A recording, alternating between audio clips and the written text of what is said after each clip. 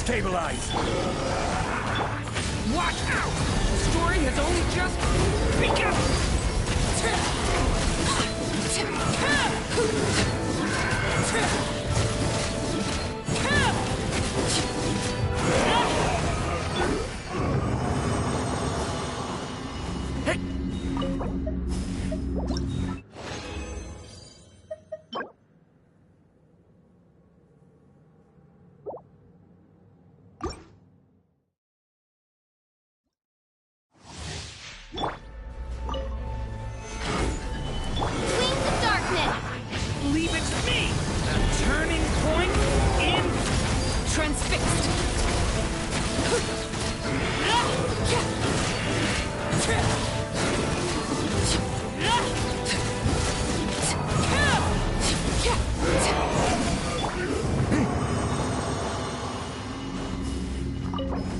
I feel like...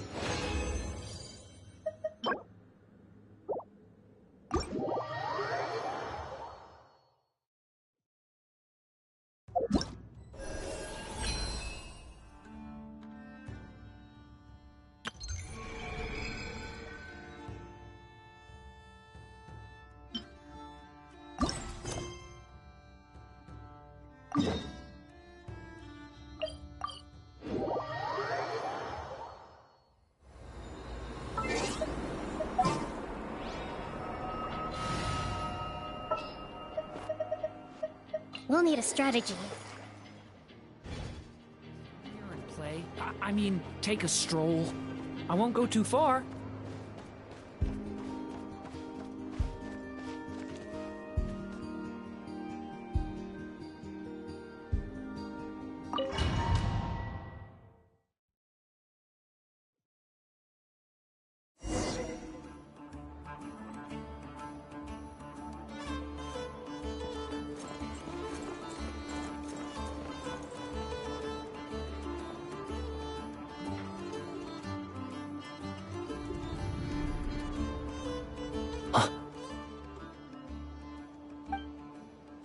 Sir Flint.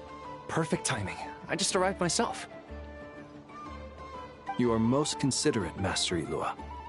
But in fact, I know you have been sitting here for quite some time. If you saw me, why didn't you say something? I was curious to see how long you could sit still for.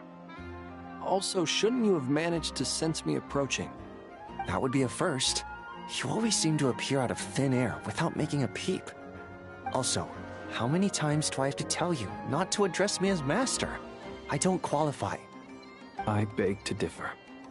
Why should a young man so well versed in social graces as yourself not be worthy of that title? Please, Lord Flint. Sir Flint. I'm begging you, don't flatter me into complacency like you do with everyone else. You understand me better than most. My newest acquaintances tell me I love complimenting others. What do you think? I think they don't understand why you do it. You just love puffing people up till they're a big, happy ball of hot air that floats away into the sky. In all sincerity, I can only hope that they bring good tidings when they come back down to Earth. Is the situation that bad? We just held a strategy meeting. Let me fill you in.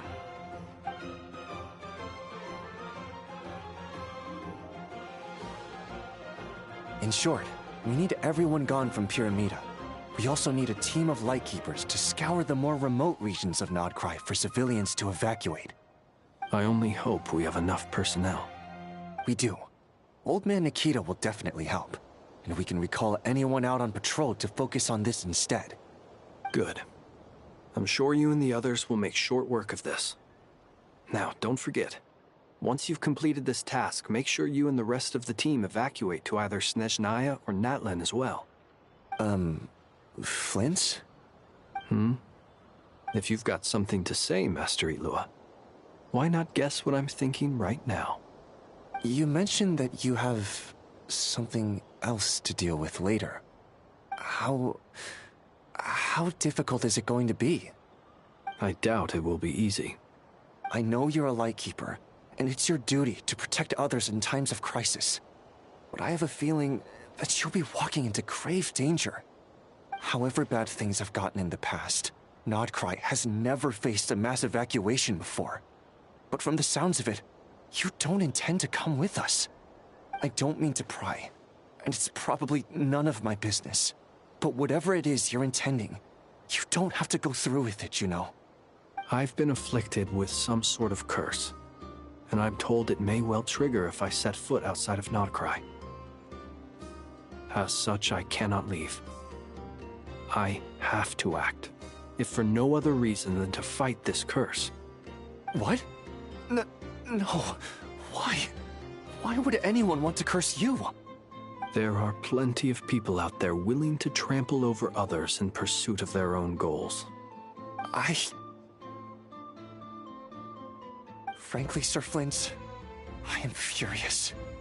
You're making light of what is an incredibly serious situation. Indeed I am.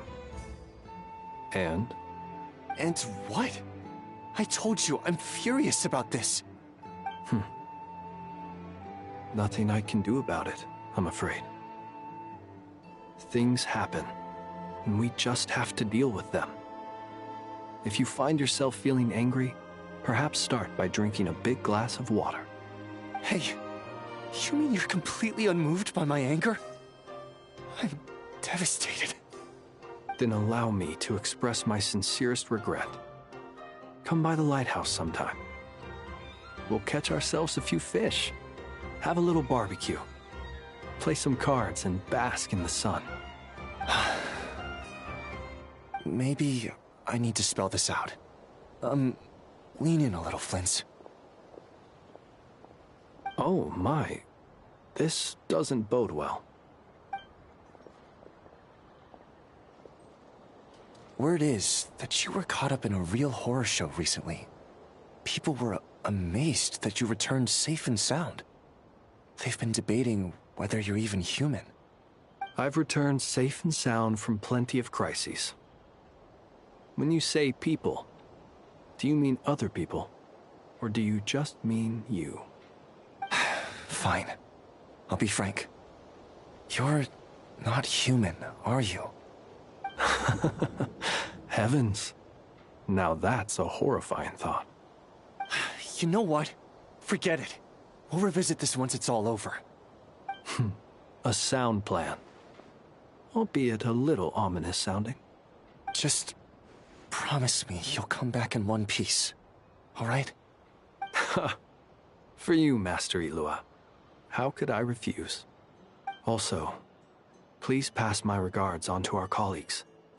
Tell them, thank you all for your assistance. Please put safety first as you proceed with the operation.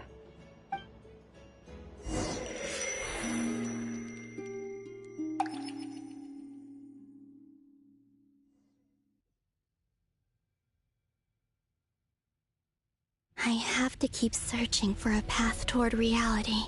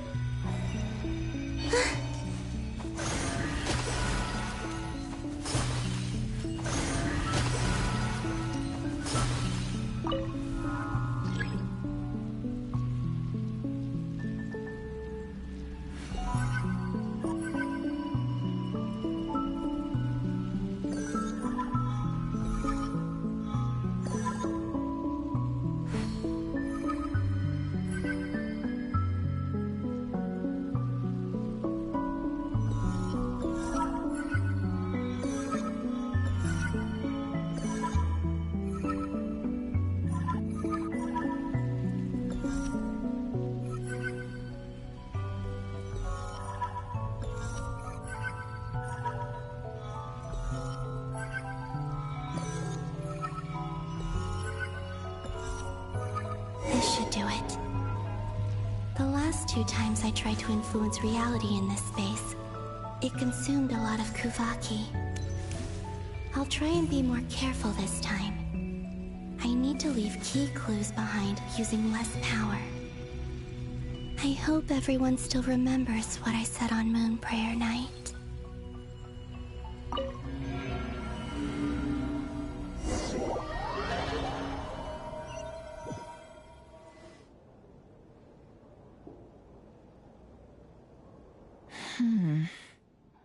Nothing here either. Flints? Ah, Miss Nefer. What are you doing here? Unless... I just spoke with Itlua about arrangements for the search and came for a walk nearby. As for you, why would... Huh. It appears we think along similar lines. And neither of us likes to accept things at face value. As well as figuring out how to gather intel on the Traveler, I wanted to confirm some of my own suspicions.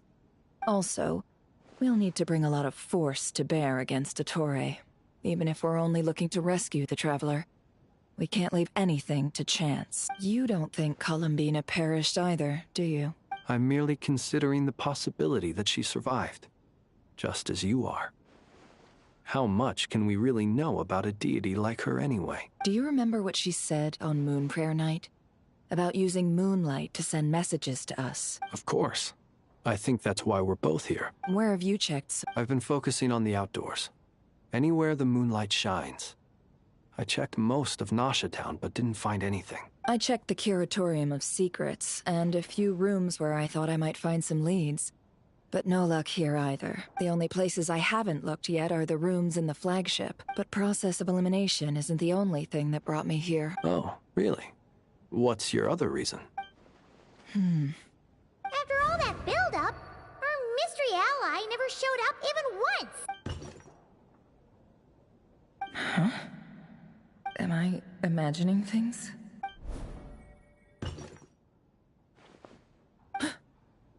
Come on, let's see what's going on. Oh no. I knocked over a vase as soon as I came in. It must have been caused by a Kuvaki fluctuation when I entered the space. Although, it seems like I'm not about to be pulled away this time. It looks like as long as I'm careful with my actions, it doesn't count as influencing reality. Anyway, is this the flagship? The Traveler mentioned that's where he was staying. I only went into the lobby last time, so I've never actually been here before. How does this space work, if nothing else? I can now be sure that it is not simply memory. He mentioned where his room was. I think it's... this one.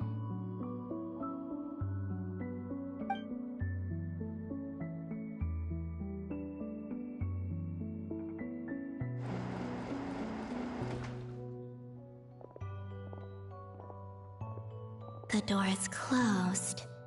But if this is anything like when I disappeared, then maybe...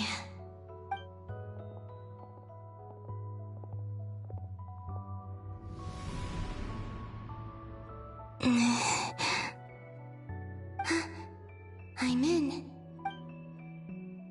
He and Paimon aren't here at the moment. I hope he's okay. I wonder what happened to him after that battle with Ettore.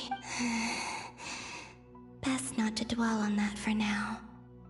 I need to try and leave them some clues. Please, Traveler. I really hope you find this.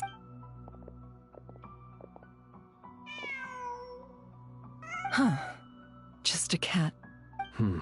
Nothing else here strikes me as noteworthy. Didn't you stay here for a couple of nights once? Before Rarir showed himself, yes. It's also where the Traveler and I first met. Did you notice anything unusual during your stay? I remember thinking how much noisier the flagship is at night compared to the graveyard. Other than that, no. The Traveler and Paimon were most congenial neighbors. This is where they've been staying, yes? Over here? That's right.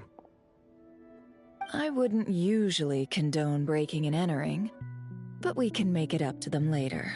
Focus now. I have to write a message on the wall using Kuvaki, just like I said on Moon Prayer Night. Simply open your windows on nights when the moon shines bright, and the moonlight will naturally flow towards the words I have written. Here goes. I'll need to carefully control my strength.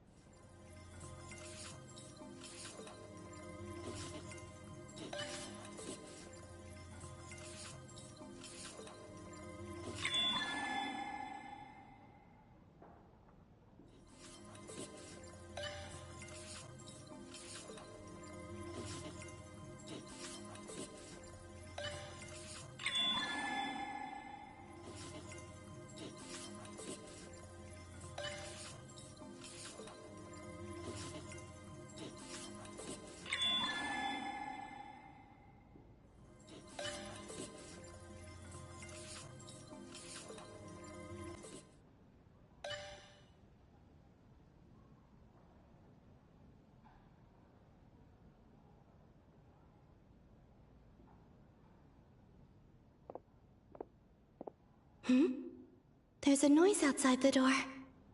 Is he back? Please, you have to see these words.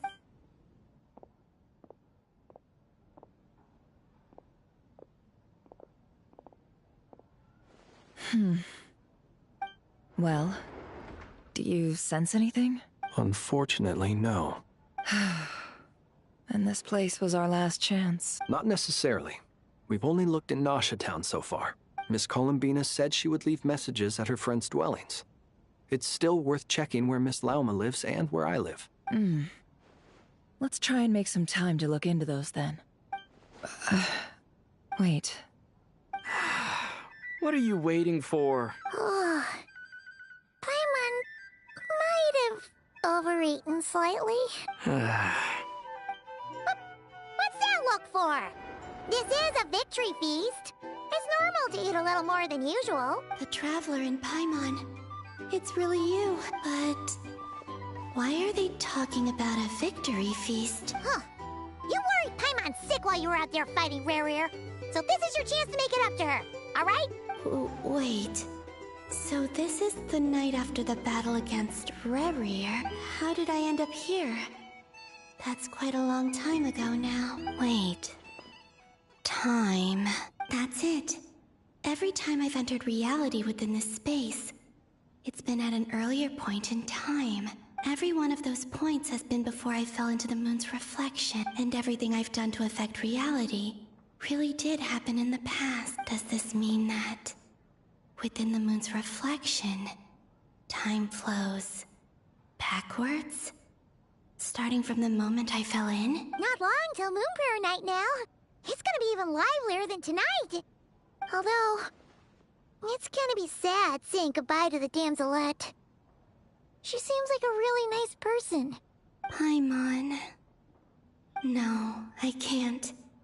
Even if I make contact, they probably won't understand what's going on. And in any case, I'll likely get pulled away again if I do. Instead, I have to find a way to get them to notice what I've written using the moonlight. Wait. Even I hadn't thought of doing that before Moon Prayer Night. They'd never conceive of that possibility. Is there truly no other way? Don't lose heart. We'll find a way somehow. Huh? Oh, you say that, but the Frost Moon is beyond the fall sky. If we wanted to go visit her, how would we make it through to the other side? We might not have all the answers now, but I'm sure we'll find a way one day. Huh. Guess someone's gotta be the optimist. The present. The future. That's right. There are still things I can do. What's your plan? Flint's, when you were staying next door, did you ever open the window? No. The rooms here are dark and damp.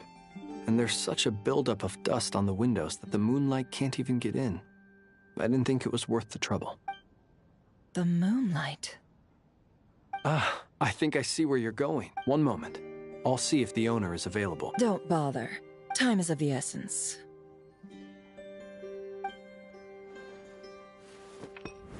Time. Even if no one sees what I've written at this moment, maybe someone will remember what I said after Moon Prayer Night. I need to write down as much information as I can. And maybe one day... Huh? What's up with you? You can't even hold your cup steady. Are you getting tired? A little. Well, you should probably hit the hay then. You've had a really tough couple of days for you.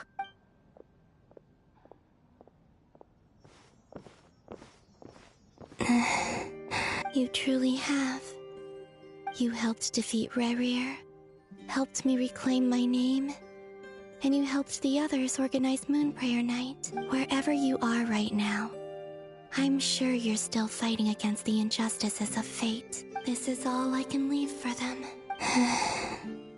How I wish I could stay here, but it's time for me to go. I hope to see you again in the next time, and if the opportunity presents itself. I will surely return to your side. Huh. Columbina. She's alive. Not only that, but she's left us an entire wall's worth of clues. She even wrote down what would happen on Moon Prayer Night.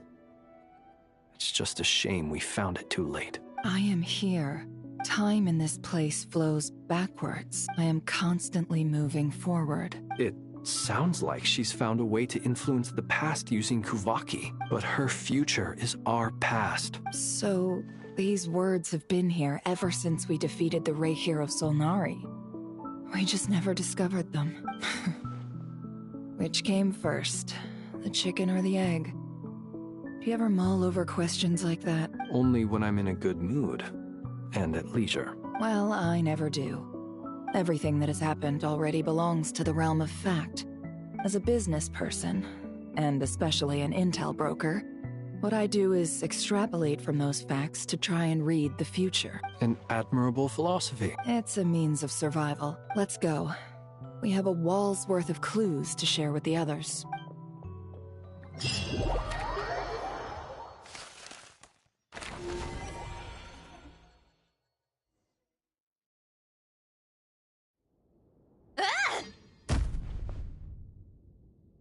It appears that the doctor's energy signature has changed to something similar to Kuvaki.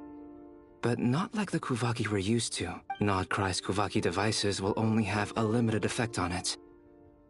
I can see why you've chosen to place your hopes in alchemy instead. Also, I must say these books are rather profound. My subordinates just shipped them in from Fontaine. Some of them are from the Narcissenkreuz Ordo. Some are incident reports from Petrichor, and then there's a few test reports for these junk machines. Additionally, after some further scanning, I've discovered something extremely annoying. What's that? Teyvat's skies contain multiple moons. A long time ago, when I did my first scan, I detected 3. Just as the legends say. But when I checked again just now, I detected 4 moons. So there's one extra? Yeah. Originally, I thought that if I could still find 3 moons, that would at least mean Columbina's still alive. But then it occurred to me that apart from the frost moon, Teyvat's moons are just husks. And husks surely shouldn't show up in the scan, since they're not alive. It's weird, isn't it? If we can't even distinguish between a dead and a living moon, how are we supposed to know whether a moon goddess is still alive? Or does this mean that the moon marrows are equivalent to the moons themselves? It's certainly possible. In which case, the 4th moon you detected may be Dottore artificial creation. So he wasn't bluffing. He really built his own moon marrow. Ugh! I'm so mad right now! It's easy to get overwhelmed when you have too much on your plate. Maybe you need to relax. Perhaps try going for a walk. Or simply take a few deep breaths. Nothing can calm me down at a time like this. I need more time, and I need progress.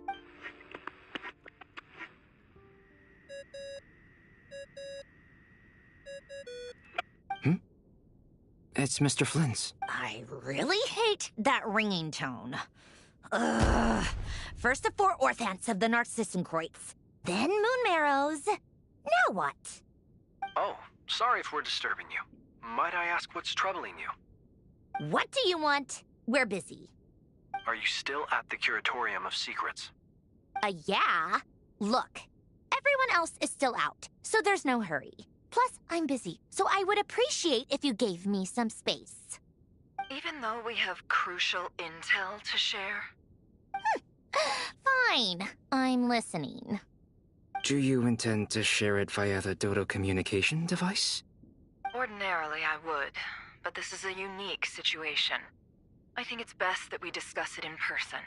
See you at the Curatorium.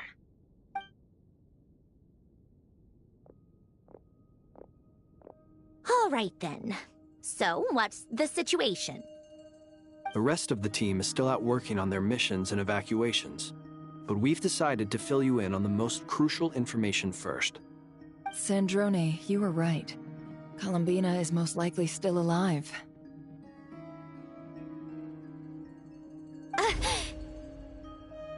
That's the best news we've received in a while. By a long way.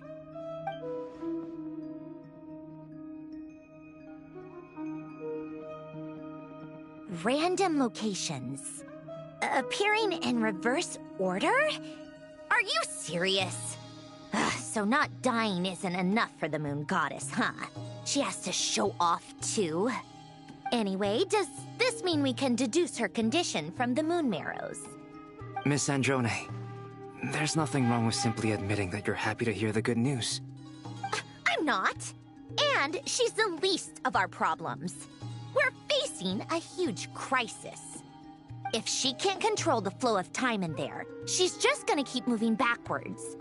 Different points in time won't intersect, and she'll never find a way out. Let's say life begins with a drop of water. When did time begin? The moment this planet came into being? No, that's not right. Her final destination would be the moment at which the space she is in was created. But it doesn't seem like we can influence that space from the outside world. So how can we help her? Also, if she's alive, Rerir and Thalindis might be too. But as far as we know, neither of them have come back out. That space may not have an exit at all. I'm afraid I must concur with Miss Nefer in this. Can't exactly argue with that. Let's leave it there for now. I've taken notes on everything you said. Will it help with your research? I doubt it's gonna help with breaking Dotori's energy fields. But who knows when it might come in handy. Better to have it all written down than try to remember everything when I need it. All right, I need to get back to my research. Mr. Albedo has made a lot of suggestions that will require my undivided attention. Sure, I'll stay here. I have things to work on.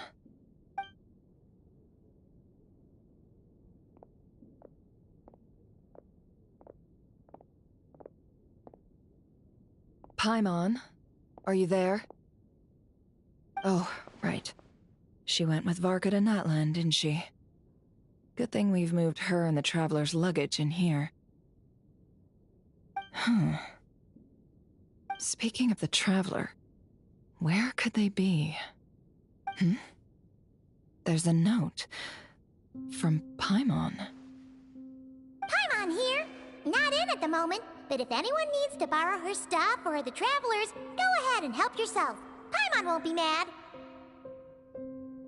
Also, Traveler, if you get back before Paimon, make sure to get some rest.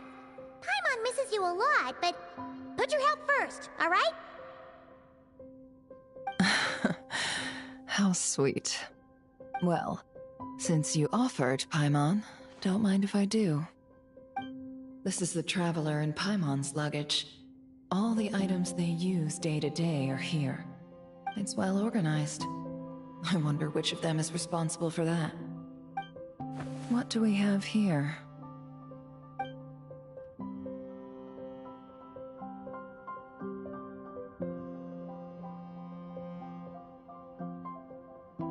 The camera captured a special moment that can only occur between people who are close to one another. You can really sense how the photographer feels about their subject. I wonder why this picture was placed outside. Is it because Paimon recently looked at it?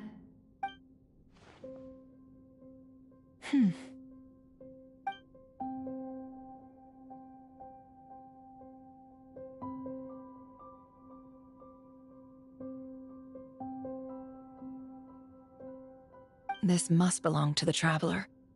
Perfect. I'll use this. Hang in there. We'll find you.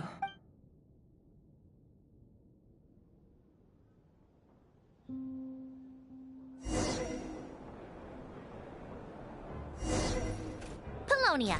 Search keyword world formula and bring me all relevant books.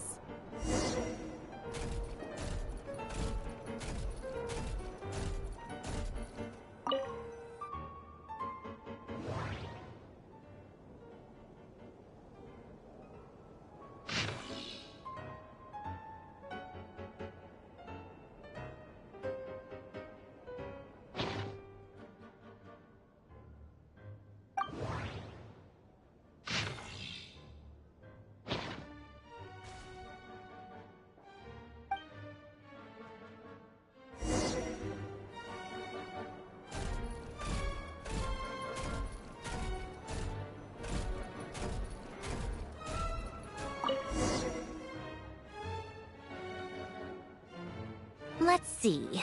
This one is on Tonki's sermon dictation concerning the apocalypse. I believe that the correct term for this is Fortuna. This was an ancient Remorian technology, a wisdom unparalleled. I never imagined that Remorian ideas would be so similar to the diagram I have named, the World Formula. This is strong evidence that human civilization should gradually shed possibilities as it continues to explore and evolve. The end of humankind may well be upon us right now. The sparks of civilization shall run out, unless we consider introducing variables from outside the system. Variables. Surely that can only mean one thing, Descenders. Dottore likely captured the Traveler because of his Descender status. But the Three Moons' authority comes from the world itself. Why would Dottore need anything beyond that? Where does this variable factor in? The world formula calculates the fate of an entire world. Introducing a variable would therefore give us...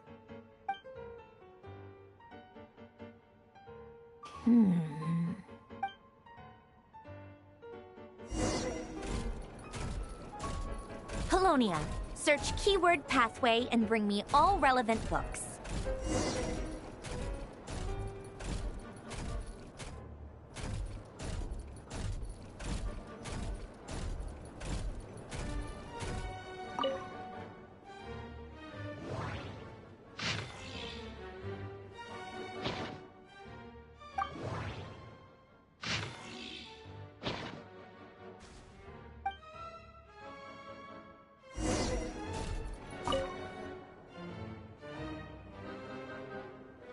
Otonki Sermon Dictation.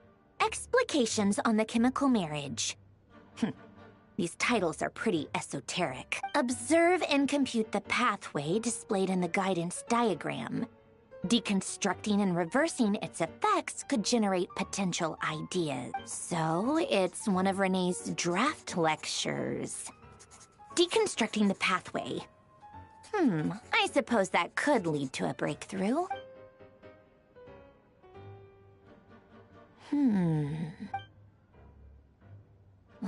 This is so long. This guy sure loves showing off his knowledge.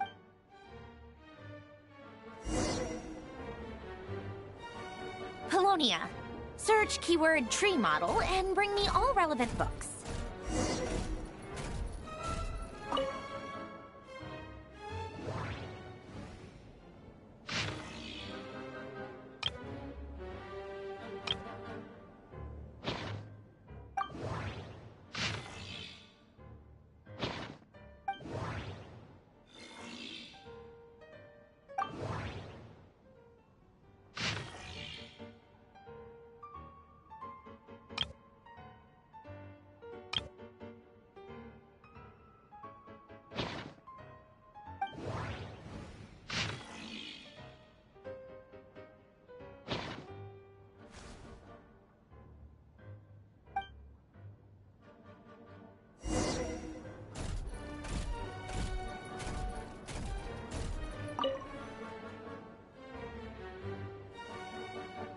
Most of the experimental devices proposed by the Lilia Crucis Ordo are built based on the simple and basic logical structure of a tree model. Lilia Crucis.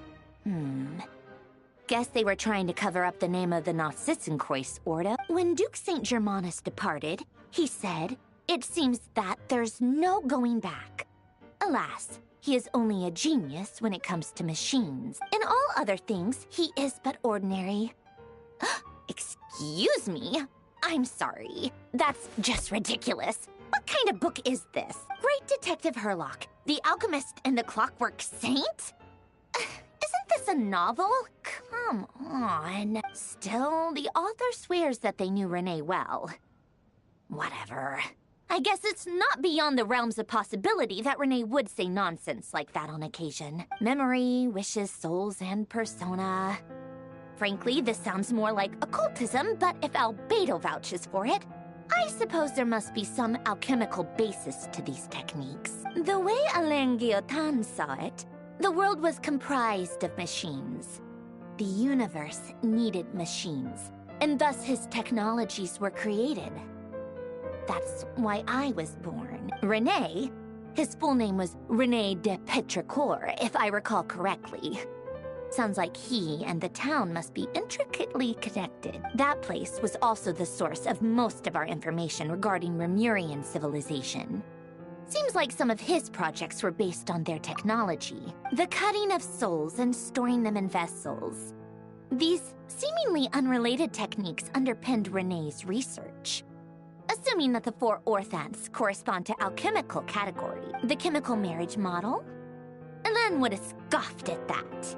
He never would have let those theories or parameters anywhere near his mathematical formulas.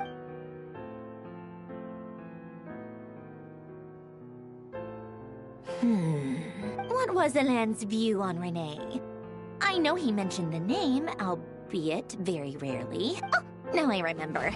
Elen's old notes are here too. They mentioned René once. René seemed most out of sorts when he spoke to me. A lack of sweet foods has dulled his mind, I should think.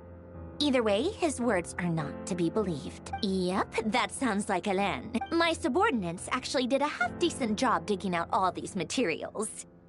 Makes a change.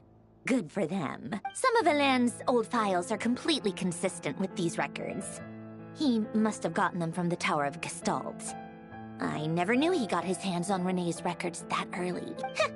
He may have kept them, but he never even attempted to use them. Didn't believe a word they said. Come to think of it, René's world formula was filled with calculations of constants. That shows he believed that the fate of the world to be predetermined. As for Elen... it's been too long. I forget what he said. What would he have said? A guy like him, fervent believer in machines, but not headstrong enough. The world can be changed. It is worth persevering. Yes, that's how he used to think at least. He created that procedure to save this world. Yet the scale of the world's fate proved too enormous. The result was beyond his ability to calculate. He died having never seen the outcome.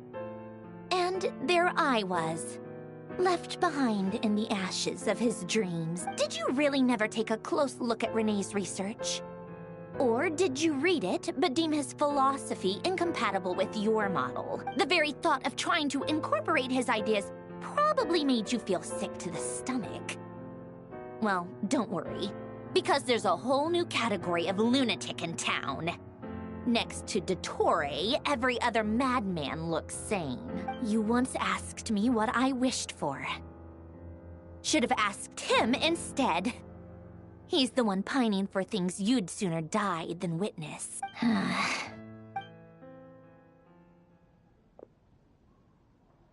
Even the tiniest variable can make big waves in the present. Now then, allow me to put these incompatible fragments together in your stead. First, establish and verify the existence of the Great Circle. Absolute nihil on one end, absolute reality on the other.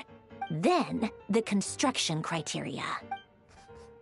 Variables. The sparks of civilization shall run out unless we consider introducing variables from outside the system.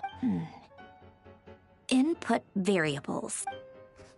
Traverse the world, space-time, and civilization. Then extract the essential nodes from the records to determine which variables they point to. The primordial power that differentiated itself from the void.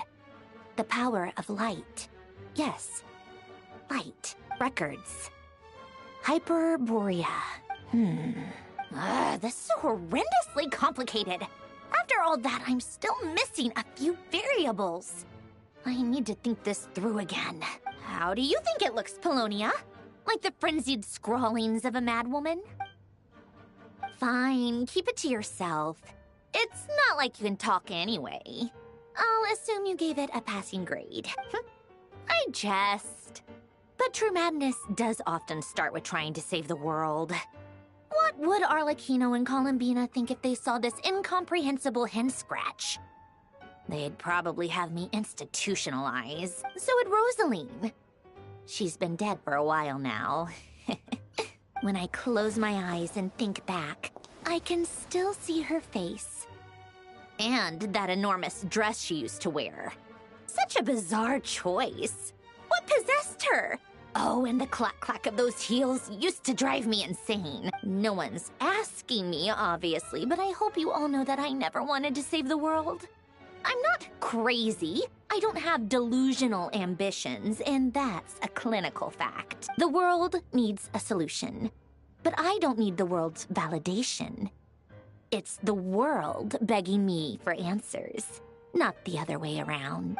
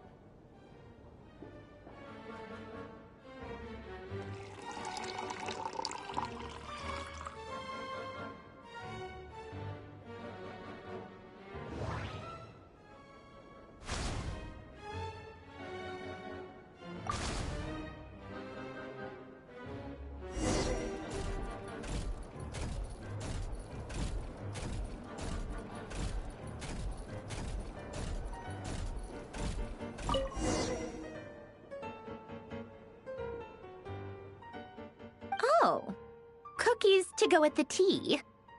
Let's see. They must be from that person who brought those documents. I see they're from Hotel de Boer. Something's written on the box.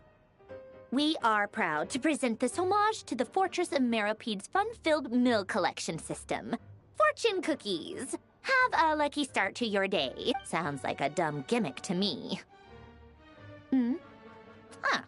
Be early to bed and early to rise.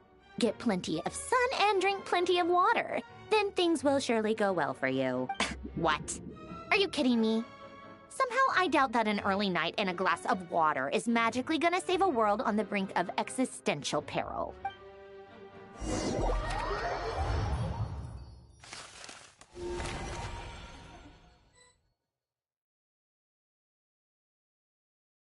Lady Arlecchino, word has reached us that Lady Marionette's troops are all in position. They are ready to act as soon as the order is given. Excellent. The only thing is, they are fewer in number than we expected. It looks like many of them must have lost their lives at the hand of the monsters released by the Doctor. Can't be helped. Allow them to join our ranks, and keep in contact. As you wish.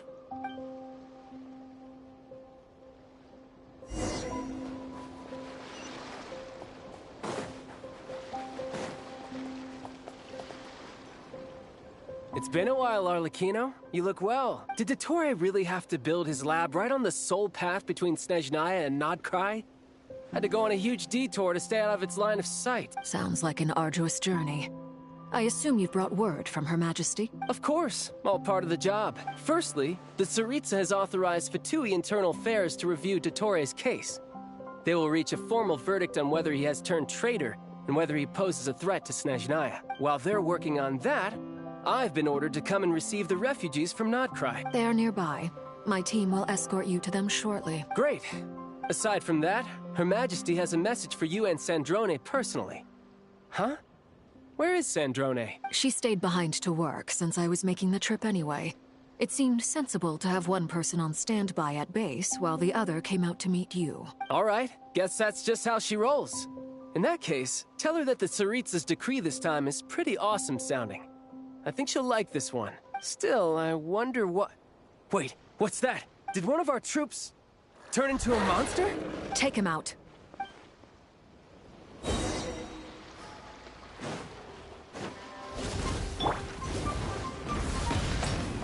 Riptide!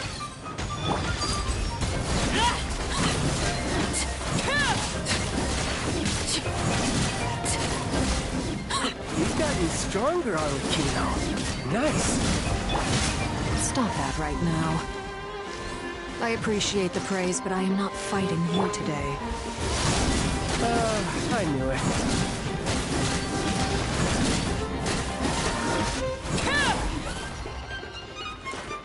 This is where I'm laid bare. I can't believe it. He was a living, breathing human one moment, and the next... Another fine piece of work by our dear colleague, I'm afraid. What in the world has been going on in Nodcry? A lot. But long story short, Dottore stole 2 moon marrows that should have belonged to Columbina, then built a 3rd moon marrow of his own to concentrate the Trilunar Authority in his hand. What? What do you mean he built a moon marrow? People build roads and houses, not moon marrows. What's his next DIY project? He's gonna build a god? You could stand to be less surprised. We are harbingers. The work we are engaged in makes the creation of gods seem mundane by comparison. I tell everyone who asks that you once crossed swords with Rex Lapis while serving as a key supporter for Rosaline's plan. But right now, you're acting like a common adventurer. Thanks for speaking up for me. Those 2 really took me for a ride back then. Then again, surely no common adventurer would manage to get tangled up with them the way I did. That's gotta count in my favor, right? It almost sounds like you wish to repeat the experience. I might have to lower my opinion of you. No. I'll stop talking. Please, go on. Dottore is currently still experimenting with his newfound power in ways that continue to corrode the outside world. As for the human mutation, I believe this is simply a consequence of his experiments, and not a strategic move. That radiant beast was once a subordinate of Sandrone's. I suspect he was only allowed to live so that he could become an experimental subject. Also, those of us who fought Dottore have been afflicted with a curse. As such, I cannot leave Nodcry. This is so much worse than I thought. No wonder Her Majesty's decree is so extreme. While these exceptional circumstances persist, the Harbingers are hereby authorized to use unilateral executive powers. Should Dottore pose a threat, Arlecchino and Sandrone are permitted to eliminate him. My thanks to Her Majesty.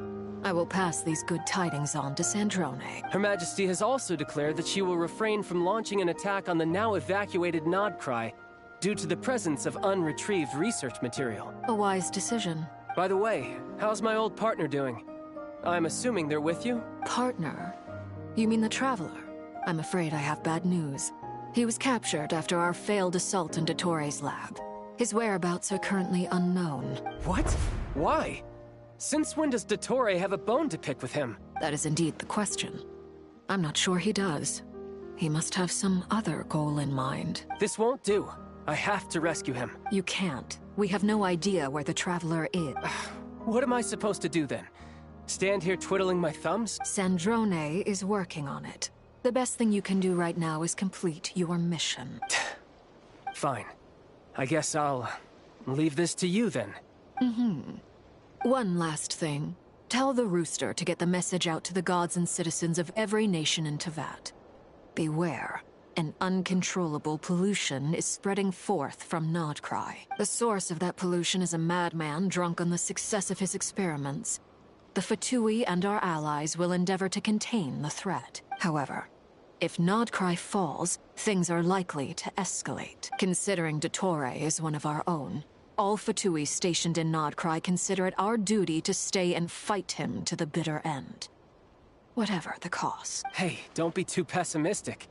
If it comes to it, I'm sure Her Majesty won't stand by and do nothing. I hope you're right.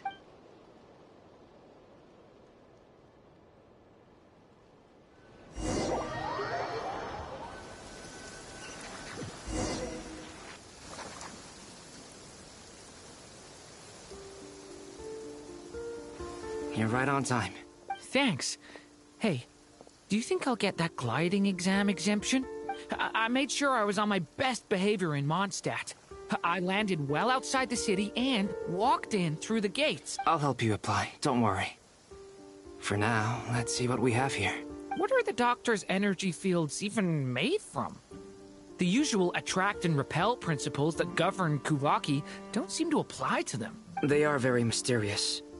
But ultimately, they appear to be comprised of energies from the 3 realms. Thanks to research by Master and the Hexen Circle, we know that Teyvat's 7 elements are derived from the more primordial power of the Light Realm, which is antagonistic with the power of the Void Realm. Since you have the power of the Dragon Durin within you, I'm sure you can already tell that this energy field contains no abyssal energy. That's true. It's not abyssal energy, it's something pure, wild, and untamed. I've been thinking about something. Do you still remember the device that Dory supplied from the Academia when you and Miss Columbina fought Raria? That was one of the most marvelous feats of ingenuity I've ever seen. The design, the craftsmanship, the material selection. I couldn't fault any of it, not to mention the operating principles. Surely the most ingenious feature of all. Dory didn't go into detail on how it functions, but I have a working theory. The clue was that Miss Columbina was somehow able to use the pyro energy that you provided, despite the fact that, as a moon goddess, she should only be able to use light realm energy in principle. Now, all elemental energy is, of course, derived from light realm energy to begin with.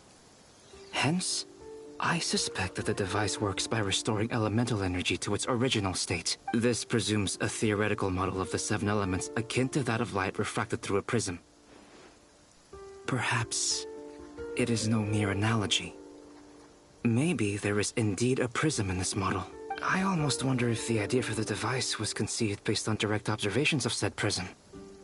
It would explain how such an ironclad design concept was achieved.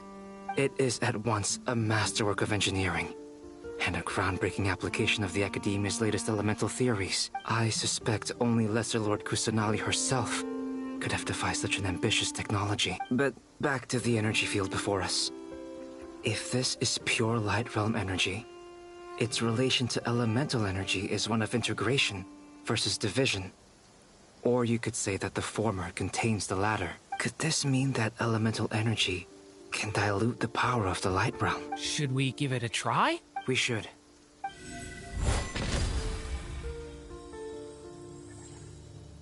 Ha! It works! Clear signs of disruption were detected at the periphery of the energy field. This indicates that elemental energy can disturb or even negate the field. Now you try. All right, here goes. It's working! Switch to abyssal energy and attack again. No surprises there.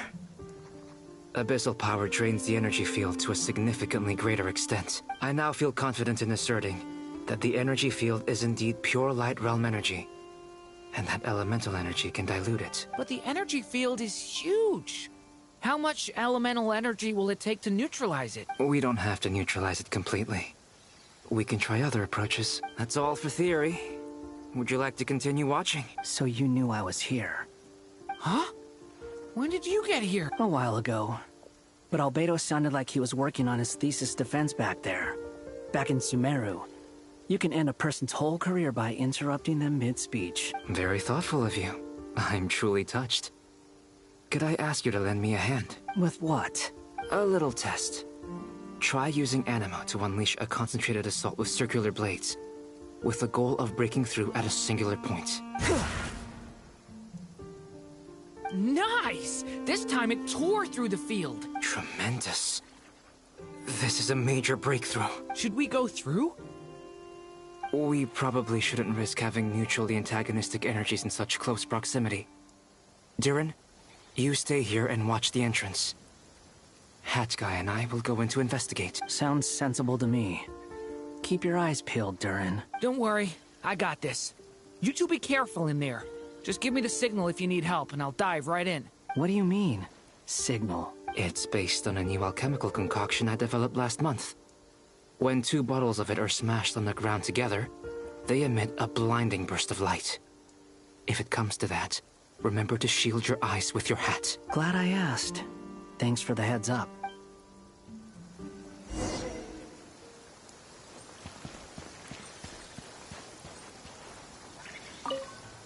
Like I thought.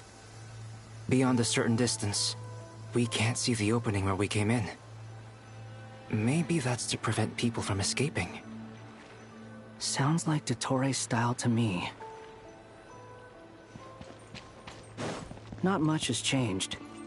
Things are basically the same here as they were before the energy field appeared.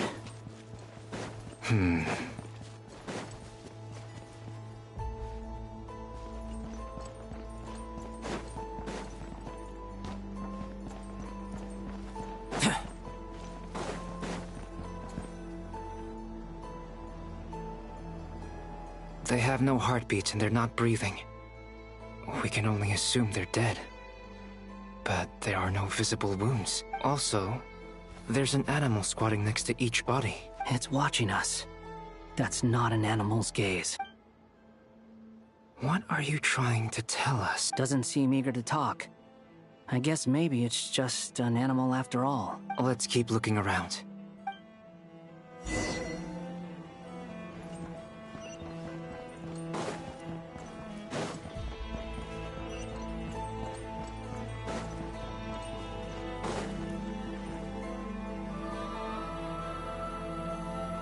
Same situation everywhere.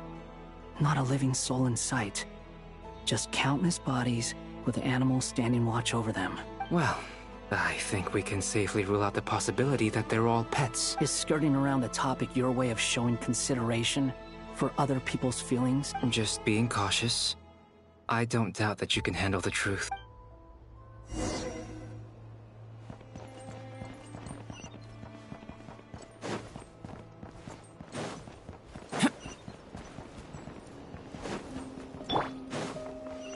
Squall and Fury. Careful. Please. Help us. Please. Over there. I hear a voice.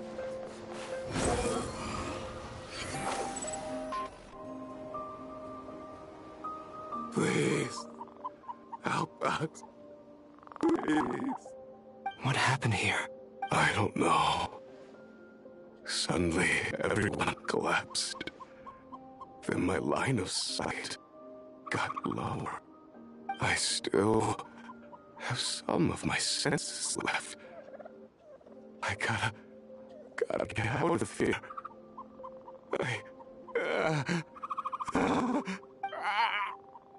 It looks like there's a huge experiment going on inside this energy field. Maybe each energy field is its own giant experiment. Vile. He's swapping human minds with those of animals. Even without the other circumstances, this would be an extremely radical experiment. Those people may have lost their sense of selves, but they are not fully animals either. If they were, they would have left. But instead, their instincts are driving them to remain by their dead bodies. We should go. No sense in sticking around here longer than we need to. Agreed.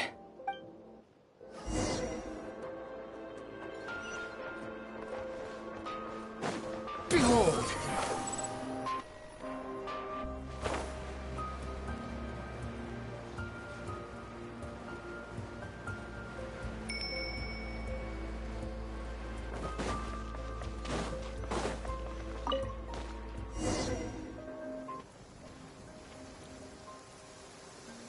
Ah, you're back!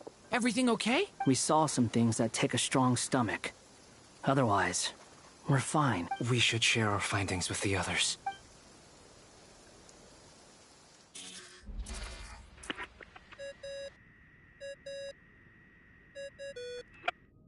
Yes? Who is it? Miss Nefer, it's me, Albedo. We found a way to break through the energy fields. With enough control, it's possible to tear them open using elemental energy. Also, we managed to take a look inside. Dottore is carrying out his cruel experiments on an immense scale.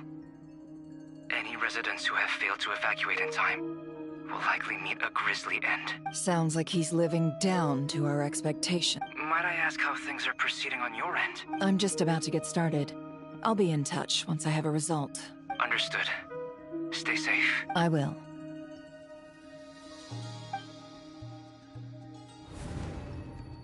Well, Nefer, I'll link up with you once my tasks are complete. What makes you think I'd need you to do that? I'll need it. And considering the way you approach certain matters, I think you'll be better off with me present.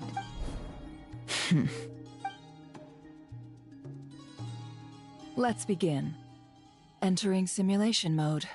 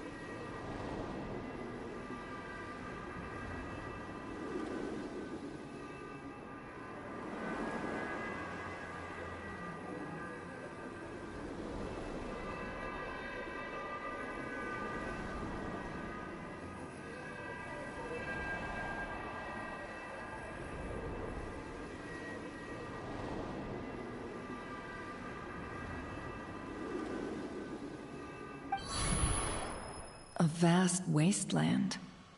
Is this the Traveler's inner world? I was expecting something more vibrant, to be honest. Wait, someone's there. What are you looking at? In that case, I'll look at it with you. I want to know all about everything you've seen and experienced. Is there somewhere I should return to? Or should I stay here and be the hero everyone says I am? I don't dislike my current life. Roaming the land, fighting battles, accomplishing missions, earning a living, looking after Paimon. It's not so bad. I guess the only thing that's missing is that you're not here with me. This is the conscious layer, which contains a person's true feelings. It is filled with both longing and kindness. I suppose anyone who lives long enough ends up wishing for someone who can't be there.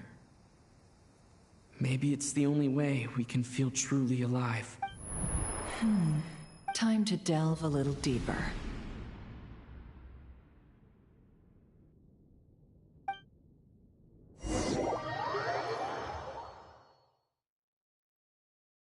Nasha Town is hardly the optimal choice for a place to live, but it has character and a reasonable population density. What are you trying to say? Oh, don't be nervous. I was just thinking where might make a good starting point for your journey. Perhaps I should send you further afield. Conria, perhaps. Conria ceased to exist long ago. Once again, you fail to understand the possibilities that the Tri-Lune creates. Anything that has existed in the past, I can now recreate. You simply do not wish to see that happen. That might be because you miss your sibling and fear getting answers that you are not ready to learn. But this is not for me to judge. If we are to collaborate, we need to maintain an amicable relationship. In a moment, you will be able to... Oh no. What are you...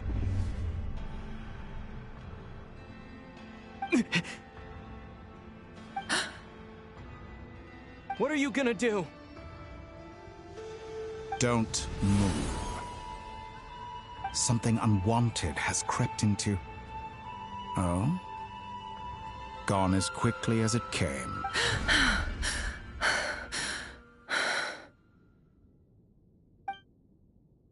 Did you save me? If I hadn't cut the connection, Dottore might have caught you from the other side and destroyed you. This was a good idea, but once is plenty. You were exceptionally brave. Excellent work. Thanks, but now's not the time for that.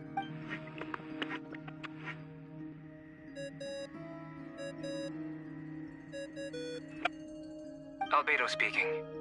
I think I know where he is. What is this endless darkness? I can't see anything, even though my eyes are wide open. But why? What happened? Ah, sorry about that. I take it you didn't notice. Just now, a friend of yours took a little peek into your mind. Could it be Nefer? How did she do it? Did she use something as a medium to connect to me? Do you think she's aware of your current circumstances?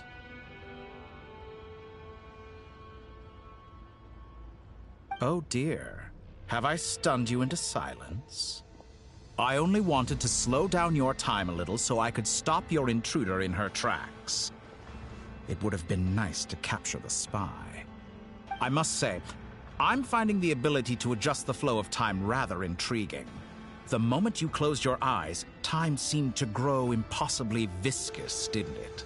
A whole month passed before you opened your eyes again. But only for you. No one else was affected. I dare say this is something only a god can achieve. Point taken. You've proven once again that you have god-tier powers. Oh, you misunderstand. This wasn't about proving a point. I was testing things out. I find I learn best by doing. And I have to admit, time is not the easiest dimension to control.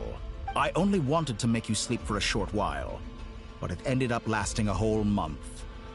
Clearly some finesse is required to wield the authority over time as I wish. I hope you're not angry with me.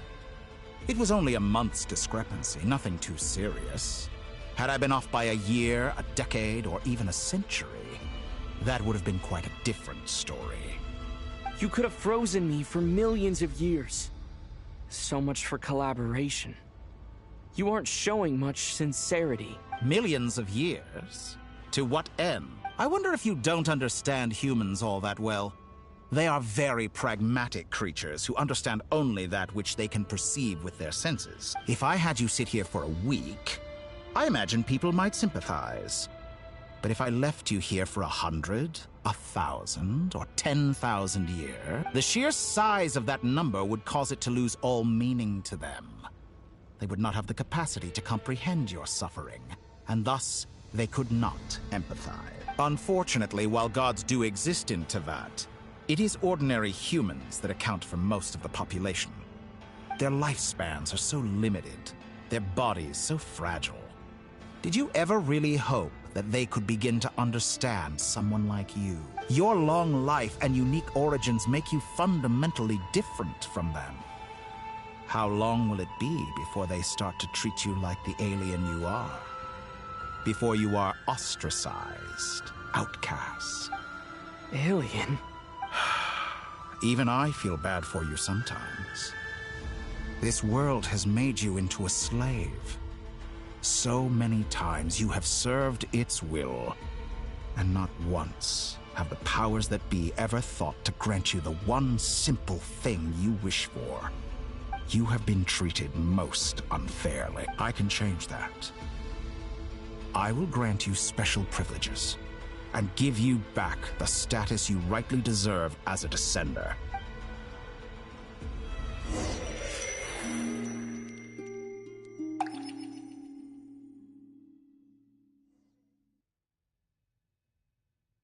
I've entered the past 3 times at this point, but I still have so many questions. For instance, beyond each point being further back in time than the last, what determines the specific locations at which I can make entry? So far, the common thread linking all 3 scenarios is that the Traveler has been present, but it's more than that.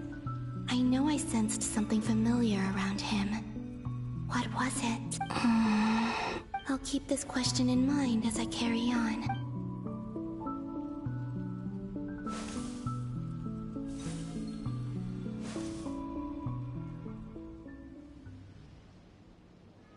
Humans, you never change. Always trying to use powers you neither comprehend nor control.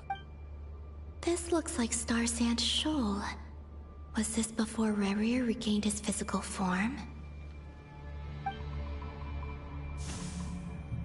You've messed with the cannon again, huh? Sorry, but this round's not gonna go your way. The cannon. That's right. I was at Silvermoon Hall and I sensed an abnormal Kuvaki fluctuation coming from Nasha Town. And right after that, came an ominous power emanating from Star Sand Shoal.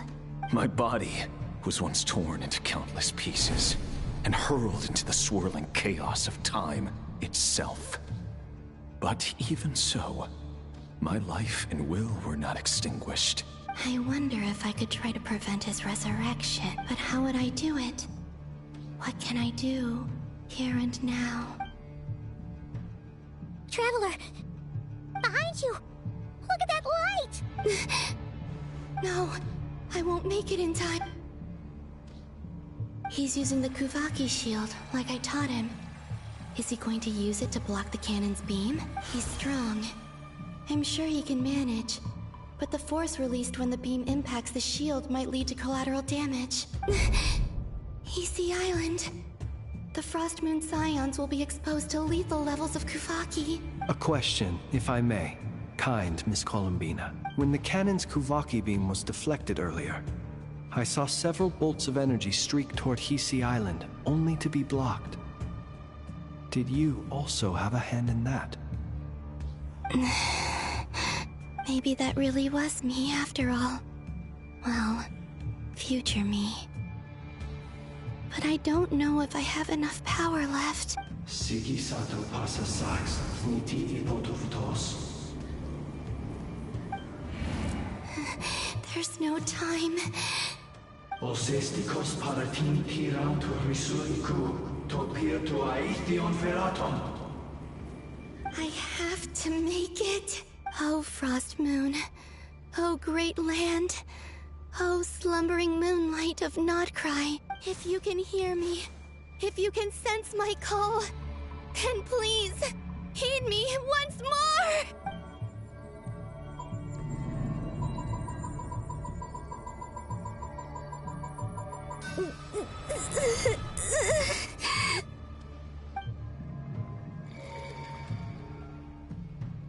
Did it work?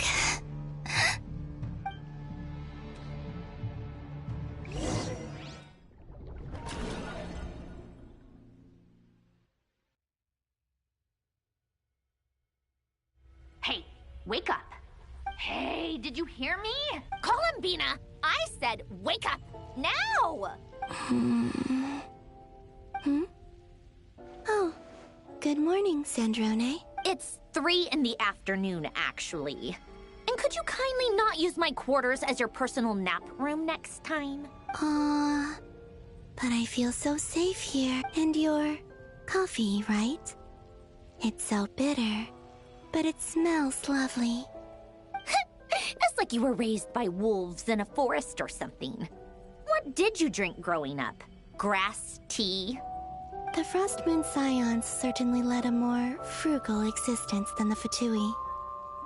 Then I'll bet you've never eaten one of these before. It smells delicious. That's because it's a Fontanian recipe. I had a little free time today, so I made a batch. Rosaline will be here shortly, but if you really can't wait, I guess you can go ahead and... Hey, at least let me finish before you start eating! Did the Frost Moon Scions not teach you basic table manners? Or did the rules not apply to you because you're the high and mighty moon goddess? These are so tasty. Of course they are. I made them. I was worried they might contain traces of machine oil. What? You know, there's something I've always wanted to ask you. Why did you leave your old home and join the Fatui?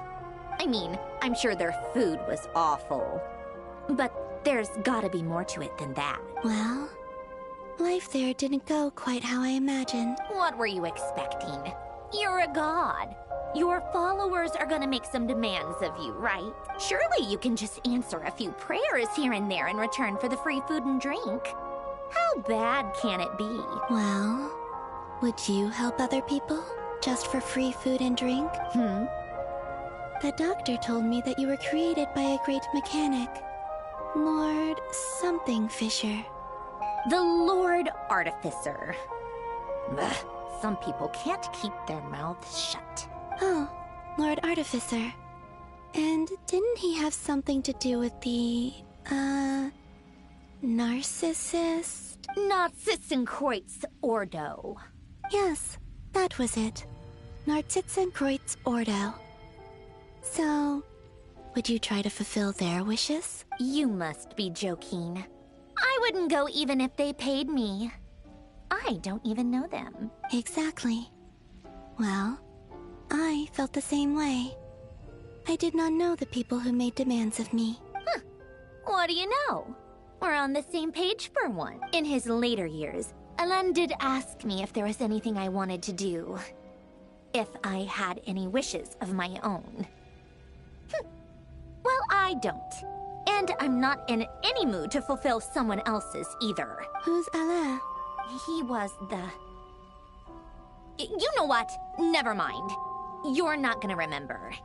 Anyway, the point I'm trying to make is, neither of us is the self-sacrificing type. Let me ask you this. What sort of place would you like to live in, if you could choose? A place where people don't ask me for things I cannot give them. Where they don't worship me, or fear me, but just want to chat with me like a normal person. I'd also like the freedom to come and go as I please. And ideally, it would be somewhere with the smell of coffee and snacks. Not to burst your bubble, but no such place exists in the world. Now, take your snacks and scram.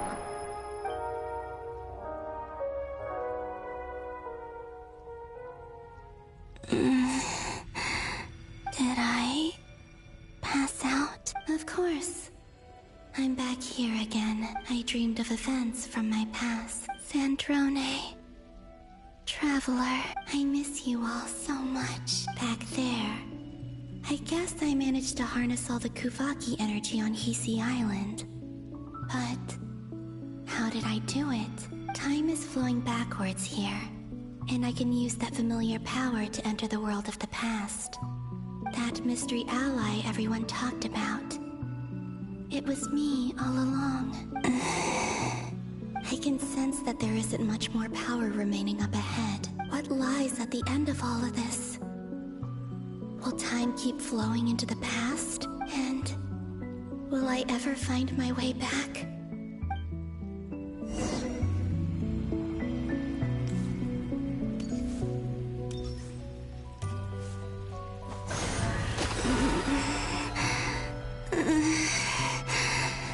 It's getting harder and harder to use my power.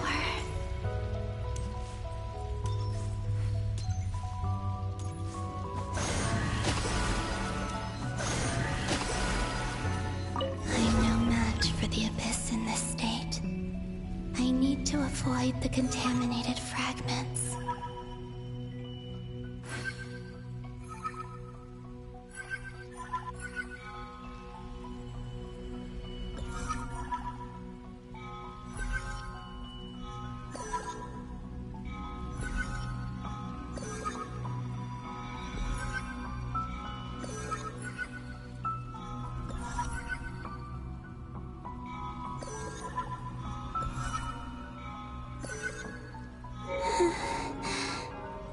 Time to go. I wonder where I'll find myself this time.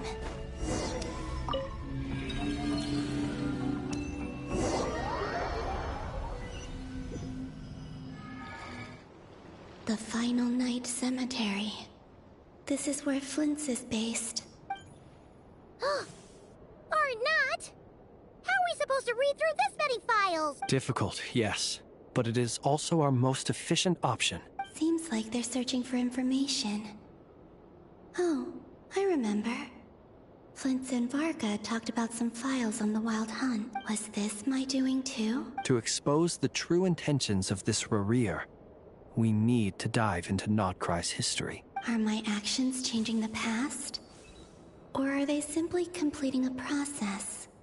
Is all of this inevitable? Or am I the one making these decisions? If I choose not to help them now, will it change how things turn out? Hope we don't land on our heads then. They're my friends. I can't not help them.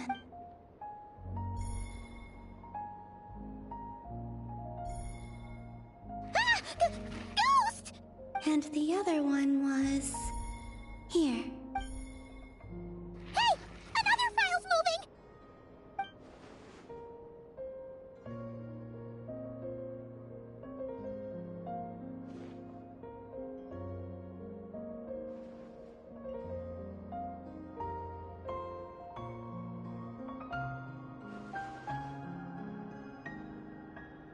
That should do it. Luanatar? You can sense my presence? Wait!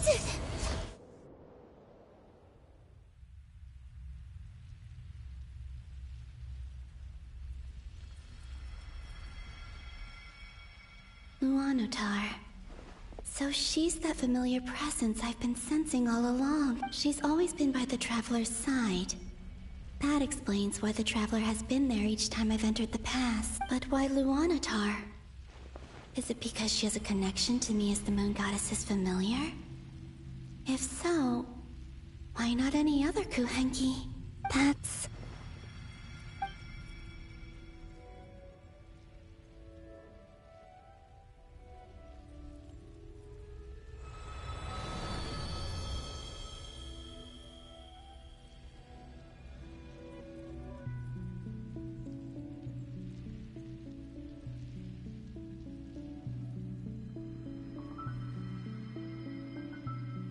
I cannot sense any power up ahead. Just a void, stretching out into infinity. This is likely my final chance to enter the past. It's now or never. I have to find a way back.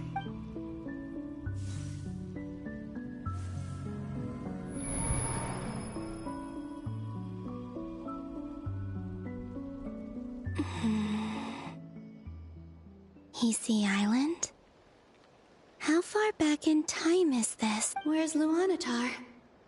I can't sense her presence this time. Seeing Anafa and Aino reunited like that sure was heartwarming. Traveler, Paimon. No, stay calm. I don't have much power left to change things. I don't even have that much time left here. Think, Columbina. How do I find a way back? A way back? To where? Do I go back to Moonprayer Night? Or to the future that followed? And if I return in my current state, what will become of me then? Dotori's actions that day proved that he'd been planning that for a long time.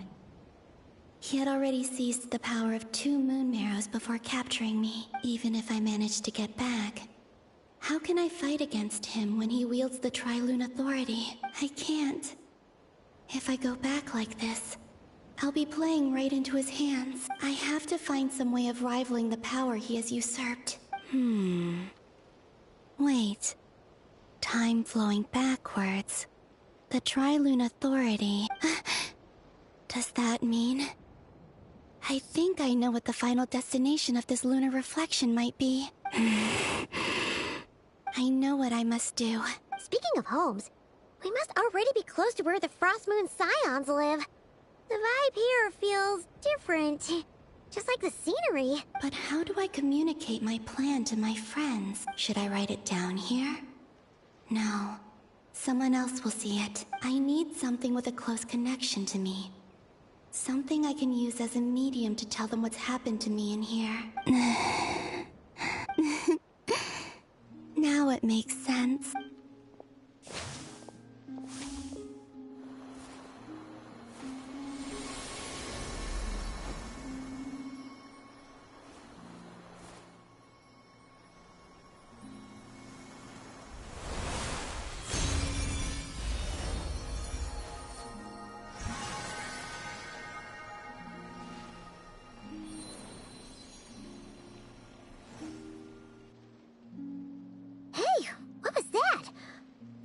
Some sort of breeze blew by, and then the petals suddenly turned into...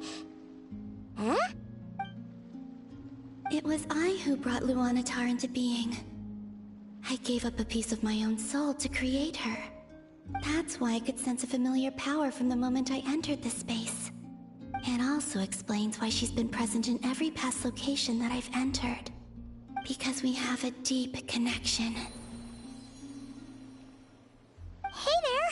What's your name? And the reason why there are no more gates to the past after this point is that Luanatar hadn't been born then. No wonder I sensed the trace of a blessing when we first met. But I still didn't recognize the soul hidden within you. Back then, I was just a little lost dove. I had yet to become Columbina Hyposelenia. Go on. Go on now. We've got stuff to do. Best you find someone else to hang out with. Hey, you scared it off. I'll be counting on you. Remember to stay by the traveler's side, guide him, and help him in my stead. Oh, and bring him to the garden where the moon prayer blossoms grow. There's a little lost dove there who will need his help. Go on.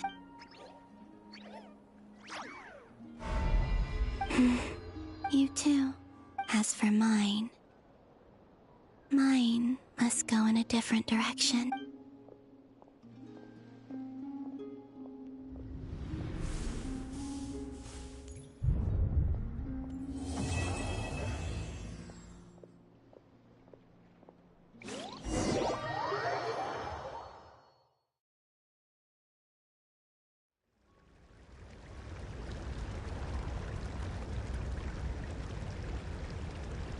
How would you like to experience the thrill of never being held accountable for your actions? You could crush people like ants without consequence, or tear off their heads or limbs as you please. Believe me, such a life is but one small step away. What point is he trying to make? Freedom? But the freedom to kill? To do evil and get away with it? Why would you offer me that? The creation of a world is the ultimate scientific experiment. I have taken my research to the highest level, where I shall be not just a god, but also a servant to many sacred spirits. I shall heed the truth and perform holy deeds. A god's laboratory is the perfect playground, but it needs the right occupant to explore its full potential. Mortals are found everywhere one looks. Not so with Descenders. I'd prefer my first guest to be a distinguished individual such as yourself. And I know you could make the most of the opportunities it offers. So the condition for entering the new world is to take innocent lives. The same dilemma that Rerir once faced. Could I really bring myself to kill others for my own benefit? Rerir did. And look where it got him. Have you made up your mind? I can't do it. Your playground is no place for me. You're putting your hopes in the wrong person.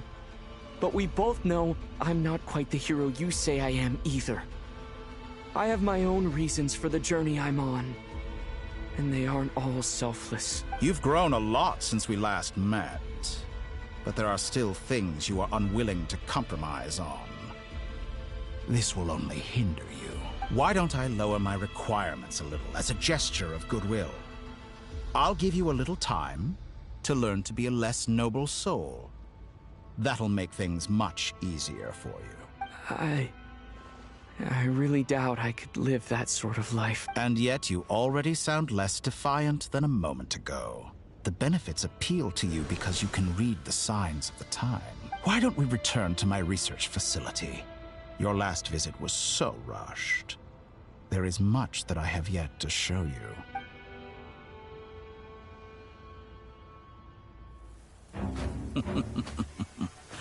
Now to that question, Heroes don't attack from behind. Guess I'm no hero. This is most disappointing.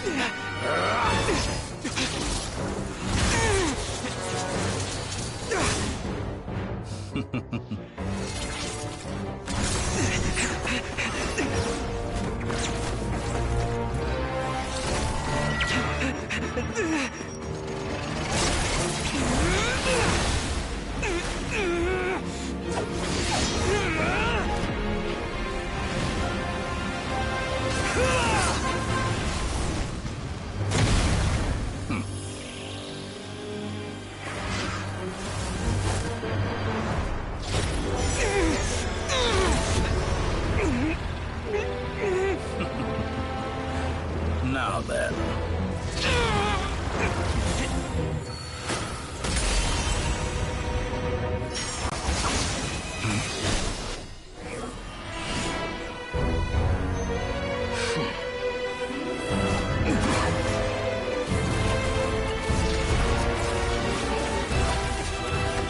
A new face. Interesting.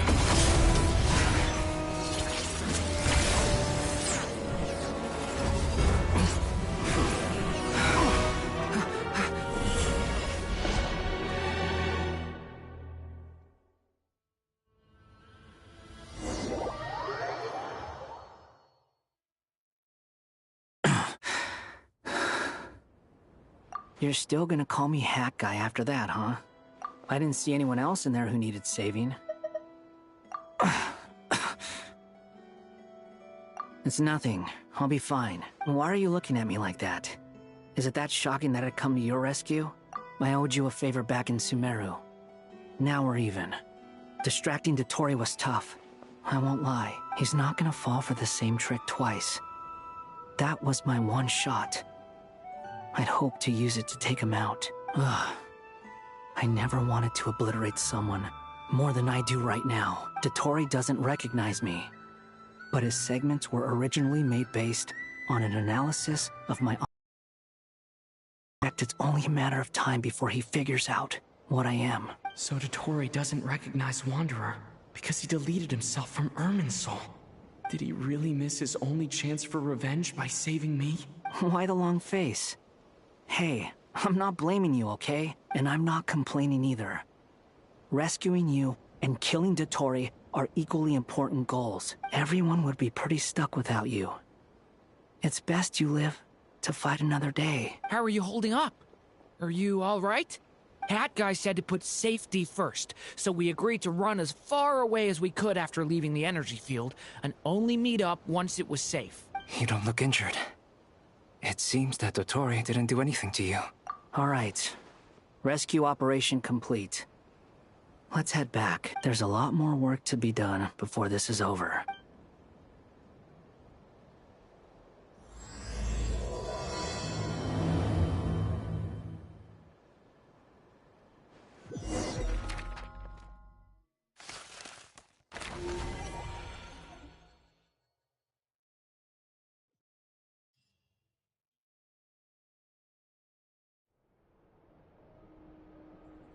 Understood. I will bear the Tsaritsa's decree in mind. I don't see what's so awesome about it, though. Does he really think everyone else is as immature as him? I'm not stooping to Tartaglia's level. I thought you might say that. How's your progress? Quite promising, actually. That alchemist Albedo gave me a few ideas. Remember how I asked you to look up some files for me? That stuff on the Nachtschitzenkreuz Institute. René de Petrichor and Jakob Ingold. Alain Guillotin despised René's theories and methods, but he never managed to come up with better alternatives either. So I adopted some of René's ideas. I thought Alain was like a father to you. He and René were mortal enemies, were they not? And what would you say if Linny and his friends one day learned something useful from someone you utterly detested? I would applaud them for it. That would mean that they have surpassed me. For all we know, Alain Guillotin might have thought the same thing. Not that it matters, though. He's dead, and I'm alive. So it's my call to make. Once you die, it doesn't matter how great you were in life. Only the living get to decide what happens next. Hey, come on out. They're back. Huh?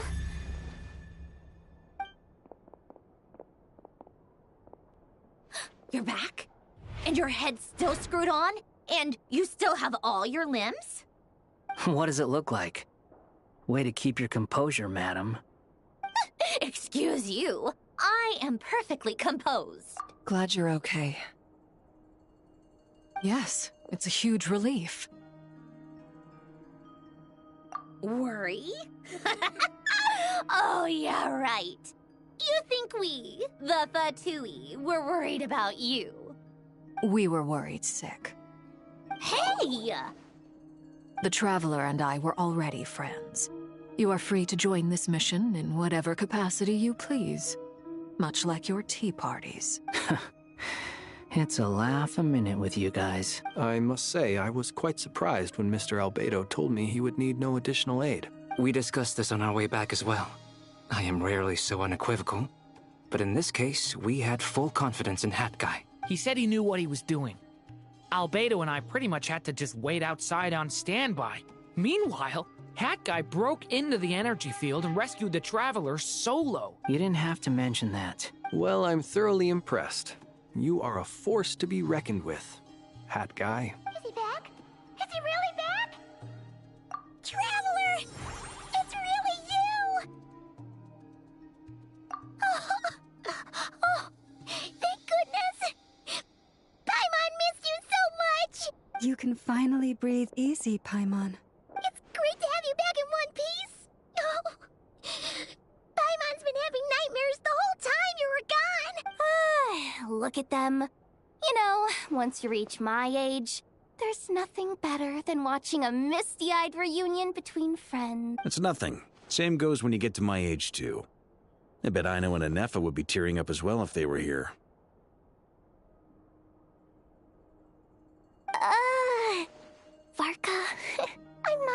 sure Anafa can cry? Oh, yeah, good point. Hey, your eyes are looking a little red and puffy. Come here, let's hug it out. What? Ew, no! No, thank you. You're not my dad, okay?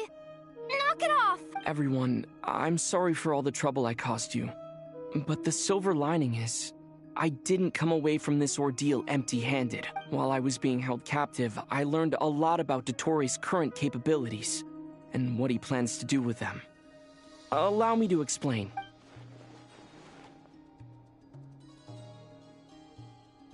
The three moon goddesses were even more powerful than we imagined.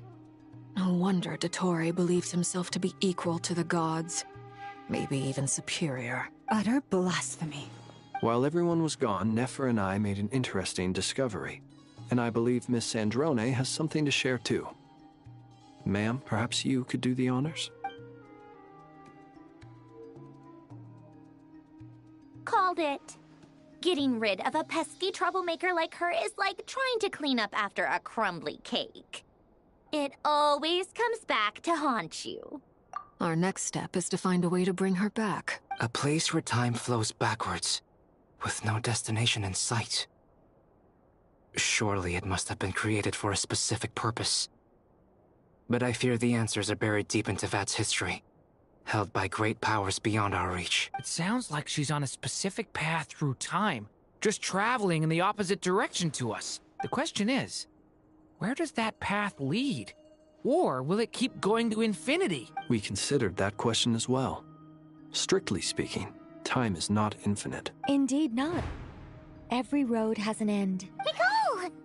You sure loved quietly sneaking in mid-conversation. I do, in fact. It's something I've always done at our mages' tea parties. Quiet, mysterious, and persuasive. You wonder what lies at the end of her road. Well, just as the world has a beginning and an end, so too does time. And so, the end of the road is the moment that Tevat was born. But where Miss Columbina will end up along this road, that depends on where this particular river of reverse time began. What about the original moons and the moon goddesses? Do they have a beginning too? All things do. In the beginning, no moons adorned the sky. It was the Dragon King Nibelung who raised the three moons into the heavens, and thus were the moon goddesses born. They were shadows of the planet, born to wield Nibelung's authority and oversee the world on his behalf.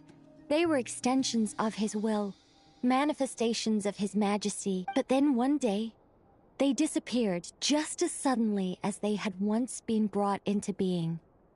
Nobody knew where they had gone.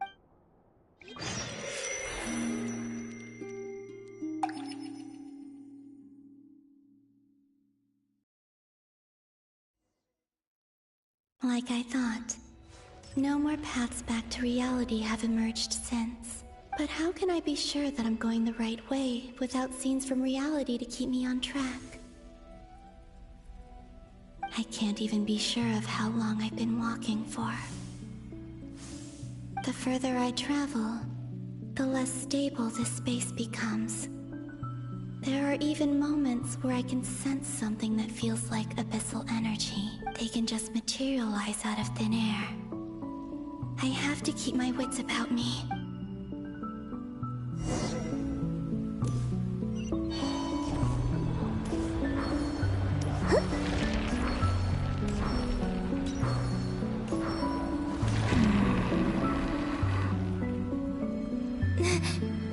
Is that the ray here of Solnari?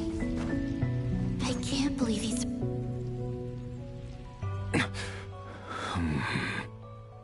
You are the moon goddess. But how? Please, there's no need. I'm not interested in fighting anymore. I find that a little difficult to believe. Yeah. Honestly, so do I. The way you used my own power against me was... It was a brilliant strategy. And then, in the final moment before I was thrown into this space, I got to see an old friend. Mr. Dainsleif. Right. It was so long ago now.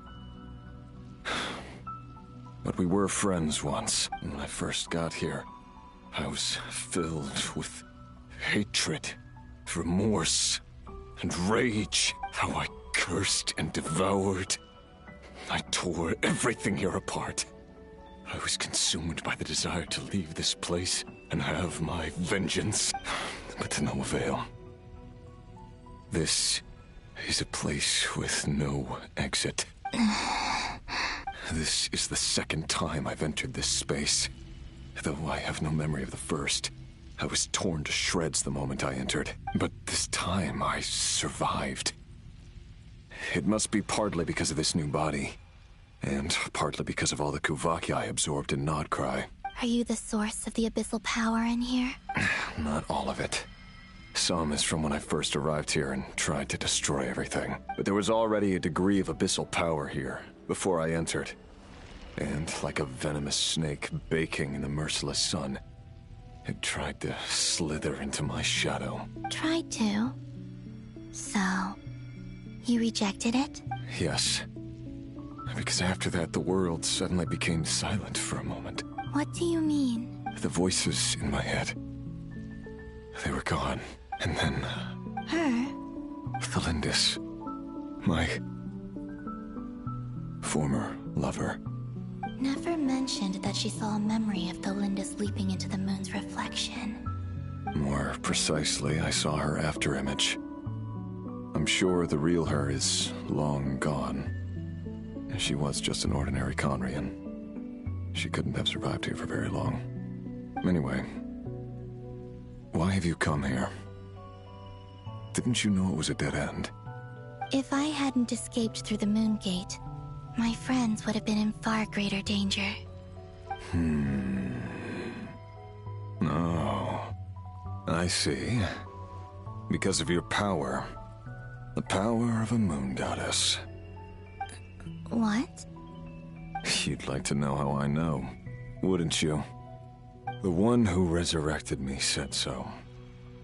I could hear a deep lust for power in his voice. Do you mean... Dottore? Dottore. So that's what he's called. He'd been collecting fragments of my body for a long time. All so that he could resurrect me at the moment of his choosing. I had no interest in his research. But being as corroded by the abyss as I was, we were aligned as far as hunting the moons and recovering my strength were concerned.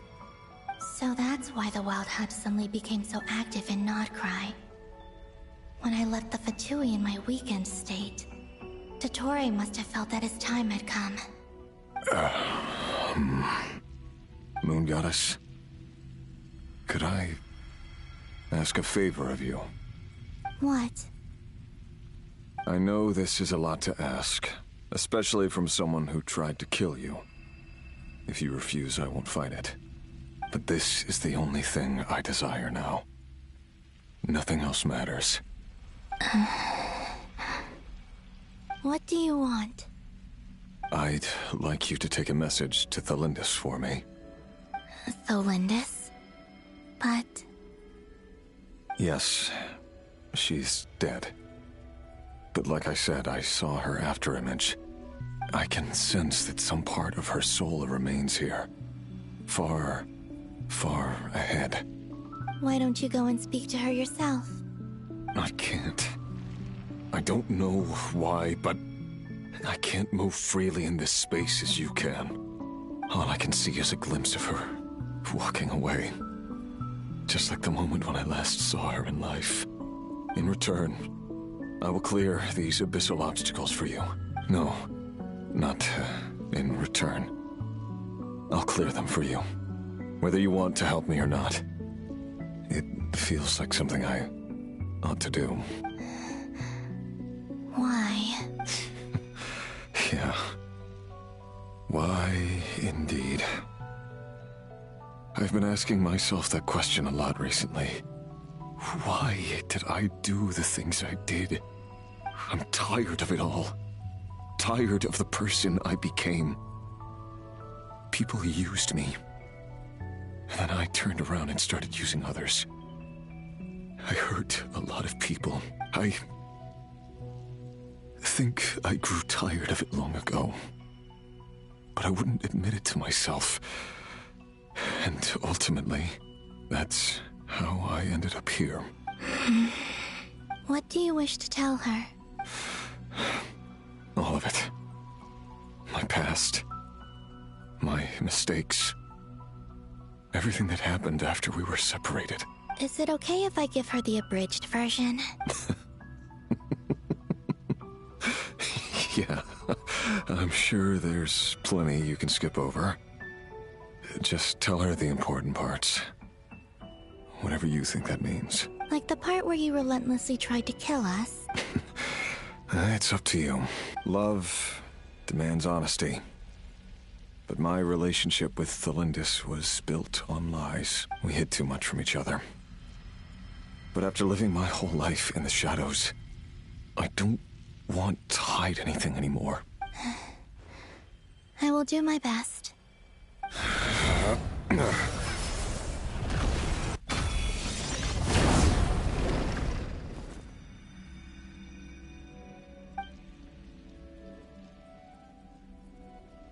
There. The Abyss will no longer stand in your way. Even though Mr. Dainsleif felt he had to fight you, I think he still regarded you as a friend. Dane? He said that you betrayed him, but he also felt great remorse at never having understood what you were truly going through. Why tell me this? Because if he'd known that someone could take a message to you, I believe that's what he would have said. Thank you. It means a lot. I know this will sound strange coming from me, but don't die, Moon Goddess. I can tell that you're determined to get out of here.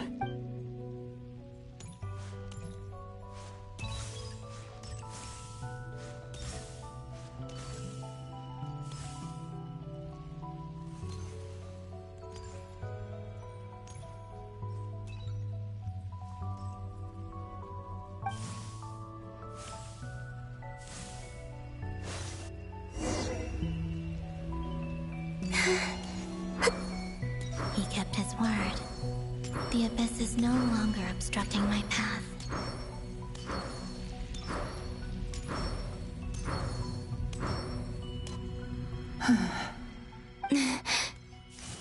Is that the Lindis? She wasn't far off at all. And yet, they can never meet. Hello, Miss Thelindis. Who are you? How do you know my name? I've never seen anyone else here before. You can call me Columbina. I promised Rerir that I'd bring a message to you. Rerir? My Rerir? Is he well? He's doing better than he was. Better than he was, huh? Sounds like he's had a pretty rough time. Others have had a rough time on his account too. In many cases, their time ran out because of him. And I'm not just talking about the children of the Crimson Moon. So, things got worse before they got better. Could you tell me what happened, Miss Columbina? Are you sure you wish to know? Yes. This is my opportunity to learn the truth. No matter how hard it is to hear, I have to know. I admire your courage. However, time is short. I cannot stay here for long.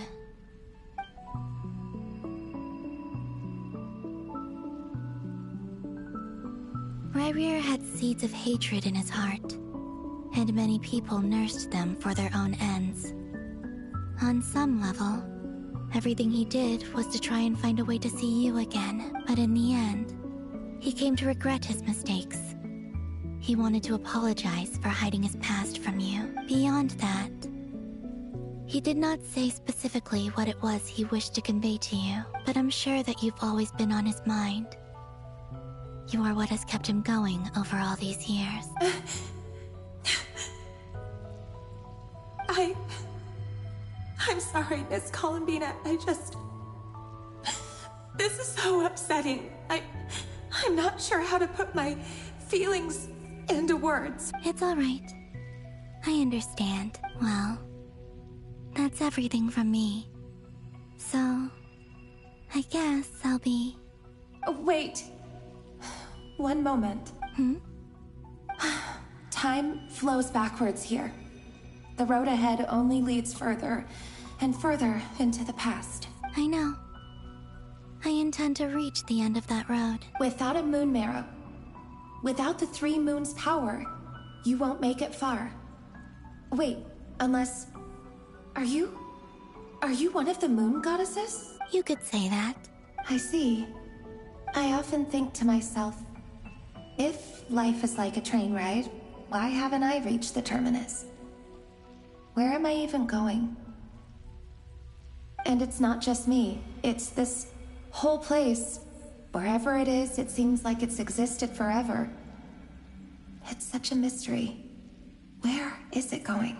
I must seem so ridiculous. I can't answer these basic questions, and yet I jumped right in here without hesitating, only to be torn apart the moment I entered by powerful energy currents. Only my soul remains now. Thinking back, I was suddenly overcome with fear and terror in that moment.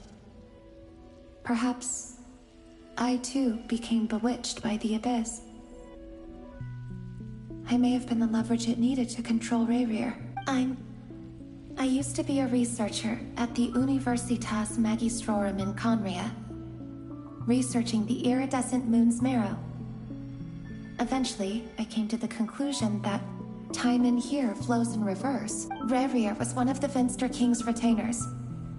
With me, he was in an impossible position. It plagued him constantly. I wanted to help him escape his lot in life. I wanted him to be happy, so I thought I'd use this place to return to the past. At the time, I thought I could just go back to the day that the Finster King first found the princess. It was only after meeting the princess that the Finster King started going too far with his research into the abyss. That was the day all of our woes began. I thought I could stop the king from ever meeting her and solve everything. I couldn't kill the Finster King himself, so I had to find another way to save Rayrir. That's why I wanted to go back, to kill the person who had brought new possibilities to our realm. I'm sure it was a futile endeavor, but the abyss probably enhances the basest human desires. So I naively hoped I could change everything, but I was simply too weak. Like a speck of dust against the whole universe. Look at me. I didn't even survive the journey here. Not physically, at least. I know I'm never getting out of here. But you're different. You can make it, and I want to help you.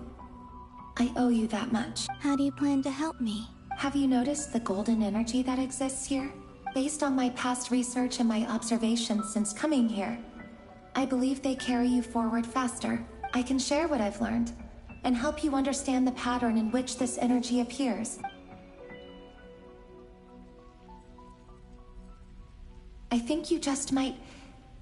Now, I know you will be able to change the past. Also, I've been speculating about where this phase ends. The documentation was scanned, but from what I know of the legends about the moons, the oldest ones seem to begin with Nibelung, King of Dragonkind. I have no way of verifying any of it by this point. But if it's true, you might be able to reach that era if you keep walking. Understood. Thank you, Miss Delindis. I'm the one who should be thanking you. If you hadn't entered this realm of everlasting death, what use would my deductions be? Thanks to you, they have some meaning. About Rayrir, I'm so sorry. For everything. It wasn't your fault. That's not true. Because we both feared bringing trouble upon each other, neither of us ever told the truth. and that dishonesty sealed our fates. But enough about that. I wish you a safe journey, Miss Columbina.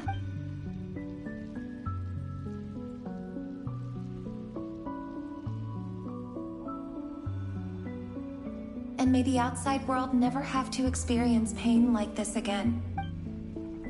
Rerir, you're there, aren't you? I cannot see you, because you exist in the future. I expect we'll be trapped in this prison of space-time for all eternity. But please, gaze upon the past, and then sit for a while. Let's find a place to sit down together, just like we did when we first met.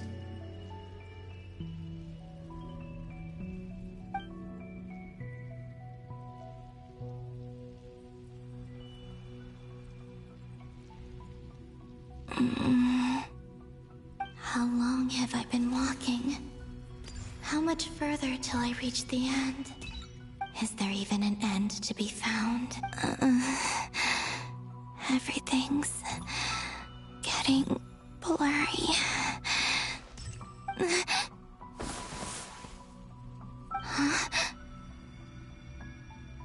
Are you all right, little sister? Have you come from the distant future?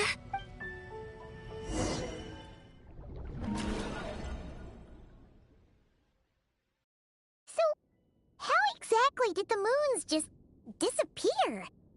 Shouldn't it be a little harder to get rid of major creations like moons? The world is a vast and ancient place.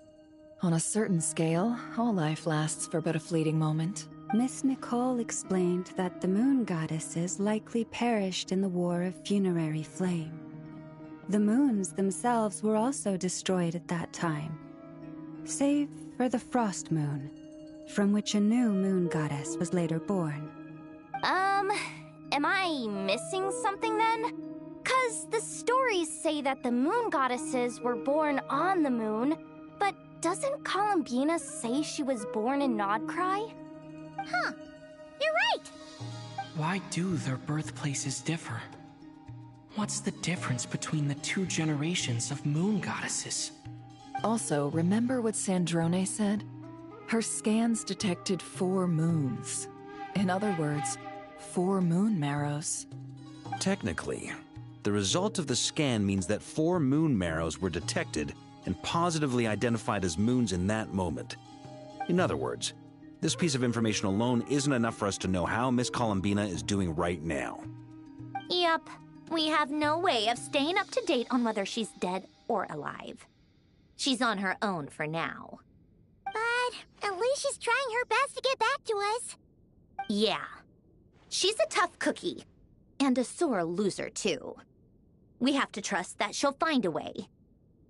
Because we really need her power. As much as it pains me to say it, we've got no chance of beating Dottore in a straight-up fight. He's much too powerful. It wouldn't even be close. That maniac is going to devour everything in his path until he reaches us. We need to find someone or something that can stop him before he does anything worse. I'll be frank. Our only hope of defeating this false god is with a real moon goddess on our side. I'm not just saying this because Columbina's a friend and I want her back safe and sound. It's just the truth. And I know that even she was no match for him when he attacked, but I don't have a better solution. We're not giving up on saving her, whether she can defeat Dottore or not. Right. Don't worry, Miss Sandrone. We're all aligned on saving Columbina. No one's trying to argue that we can only justify saving our friend because it will help save the world. This is about multitasking. We want to save both.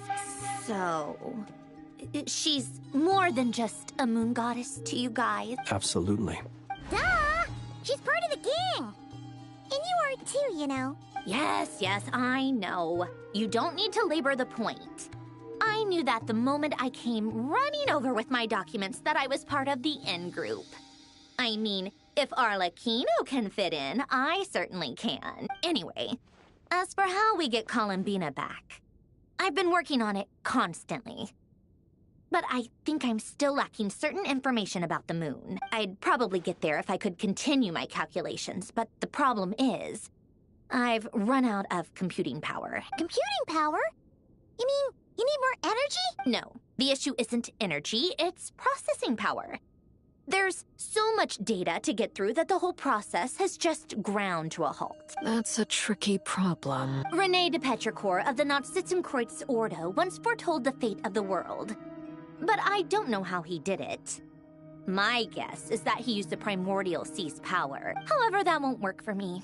His methodology was vastly different from my own. What's worse, they're incompatible. And, to top it all off, we can't even leave Nodcry. Ugh, this is so annoying. If I'd known we'd run into a bottleneck like this... Well, no, the design bureau's a bust as well. Curse that Dottore!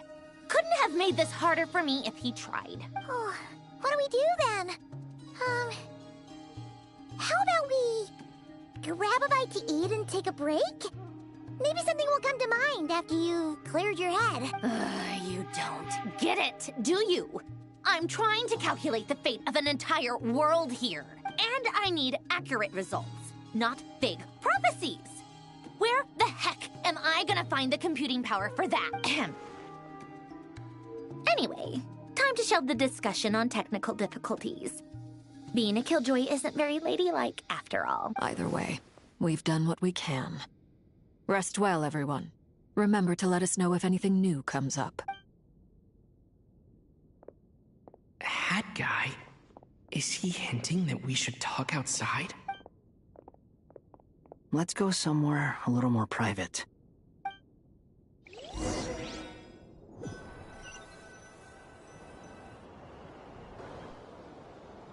You know that Dory went back to Sumeru, right? Yeah, she mentioned she was planning to head back. Things aren't looking good for Nodcry.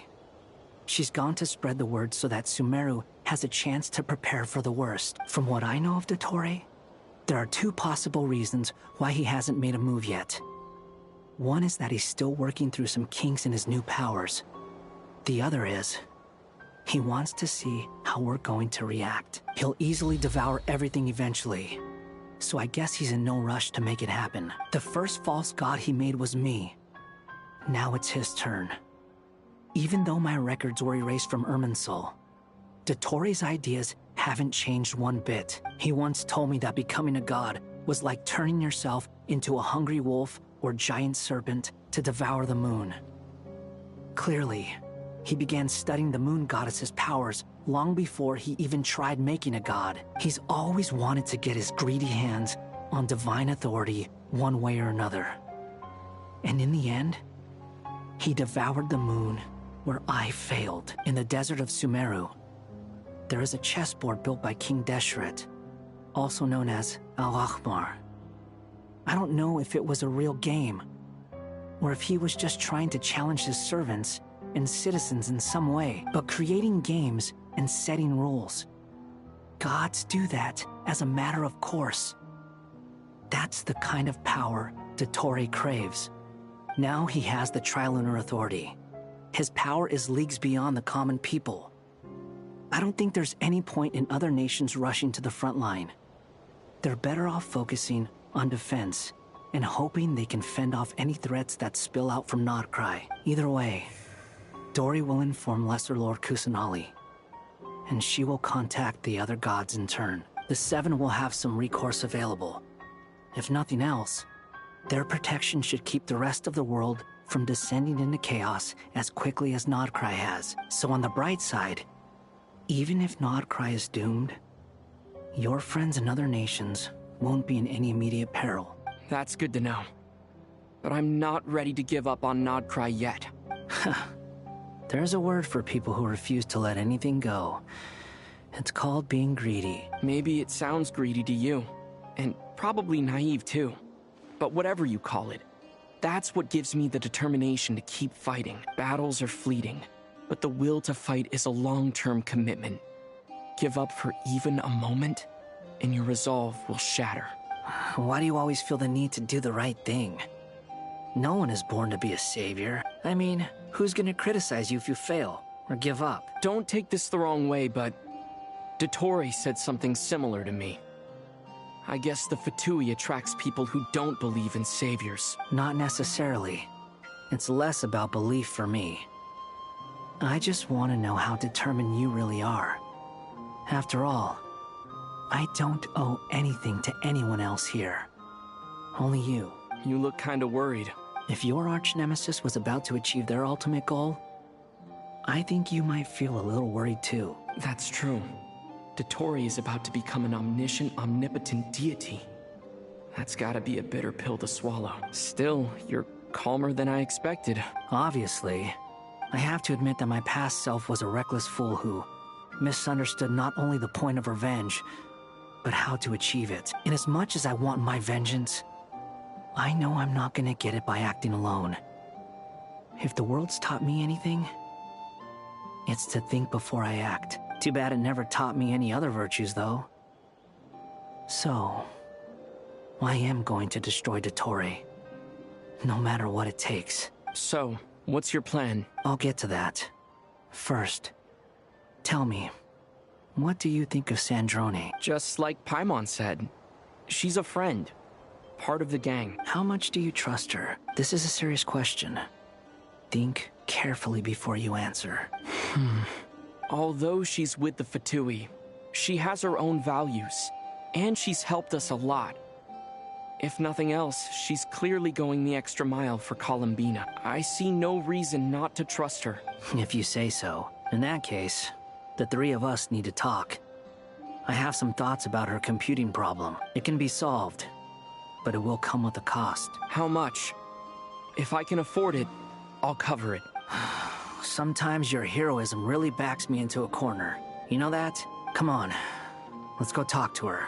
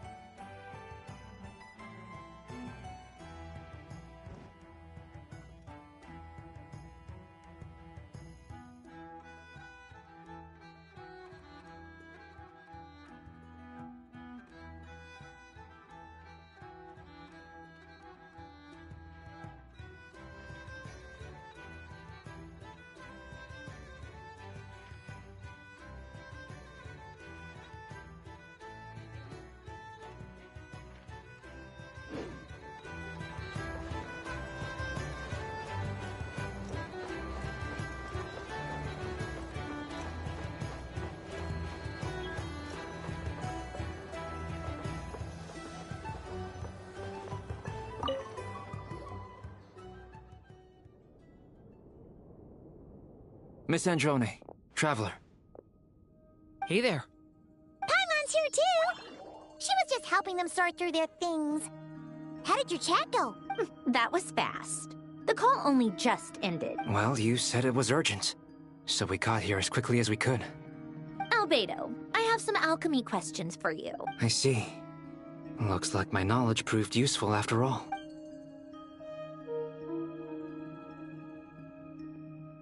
If I might ask, what is the end goal for the modified formula you'll be using? I needed to predict the future of the entire world.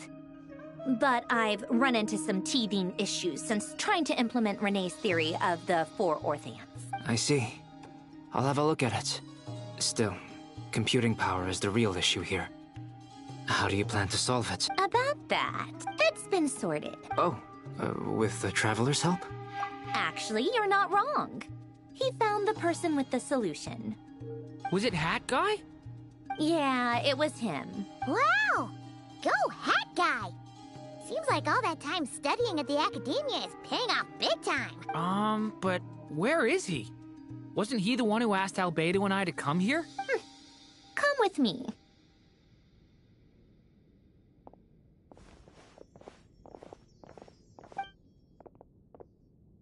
Hat Guy? What's happened to him? Hat Guy! Can you hear us? No response. I guess he's in hibernation. Hat Guy mentioned that he was a puppet. It seems that his functions are currently shut down. I presume this has something to do with the solution to your computing problem. That's right. He and the Traveler came to see me. Wait, what? You have a solution? Would you calm down? Why do you always react so hysterically to everything? Excuse me? How would you know? You shouldn't be so quick to judge complete strangers. It's very bad manners. Oh, please. It doesn't take that long to figure out that you have a temper. Where does a mere student get that kind of confidence? I've actually published more papers than you. Not that status counts for much. Even Paimon's applied for academia admission. Huh? Are you serious? See? This is why I can't be bothered to explain myself. She recognizes no one's skills but her own. Okay, fine. I'll hear you out. So, tell me, how do you propose to solve my computing power problem? This world itself is constantly processing all kinds of information. If it's the world's future you're trying to calculate, you need a processing device that's designed to cope with that volume. Easier said than done. Only Irminsul can handle that kind of... Wait, is that what you're suggesting? But surely we can't just... plug my formula directly into the ley lines. You should be able to tell that I'm not human, right? Yeah, I noticed. The technology, though, seems pretty ancient. Very different from Fontaine's. It's a completely different system. Conrian, to be precise. I'm what they would have called a puppet. Puppets need an energy source and processing power. The artisans who built them sought out the materials most suited for that purpose. You? Do you mean... The Traveler and I have talked it over. He's willing to vouch for you. So, I'll allow you to borrow my core for your calculations. It was built using wood from a silver white tree, which makes it a small part of Irminsul. Conrian technology and Irminsul wood. Who in the world could have built you? Are you sure about this? A puppet without its core will cease functioning completely. And if it's left in that state for too long, it might not recover. You could die if you do this. You do realize that, don't you? I can put two and two together, yes. No need to rub it in. I won't lie to you.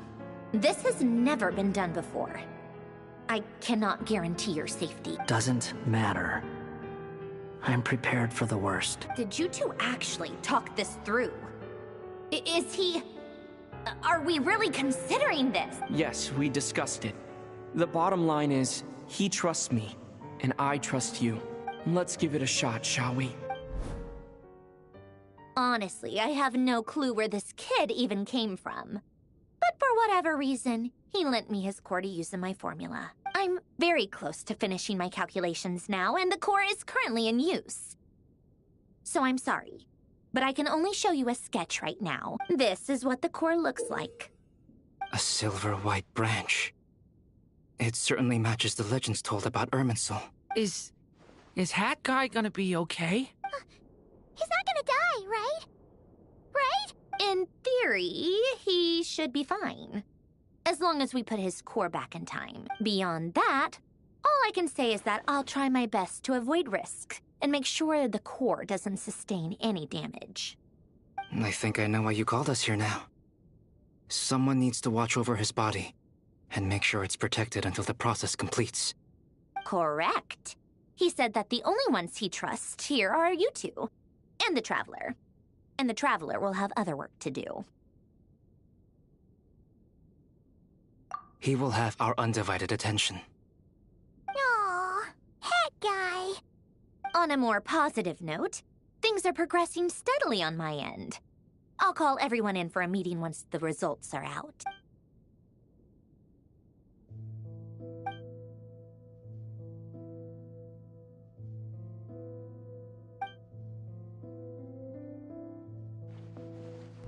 The worst case scenario with the core removal is either a system reset or a total loss of function.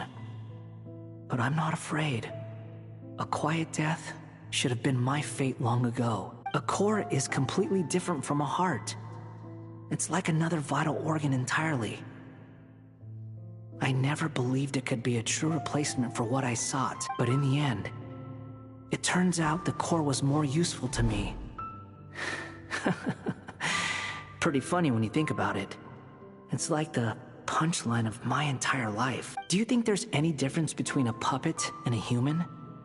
If not, then this would just be another samsara. I have already experienced both a past life and a next life. Part of me wonders whether I'm only capable of making this decision because I've become a real human. What's with that expression? Isn't this a good thing? Sandrone will succeed, won't she? She has to. She will. We all have to persevere until this is over. That's right. And I'll protect you all until a moment of victory arrives.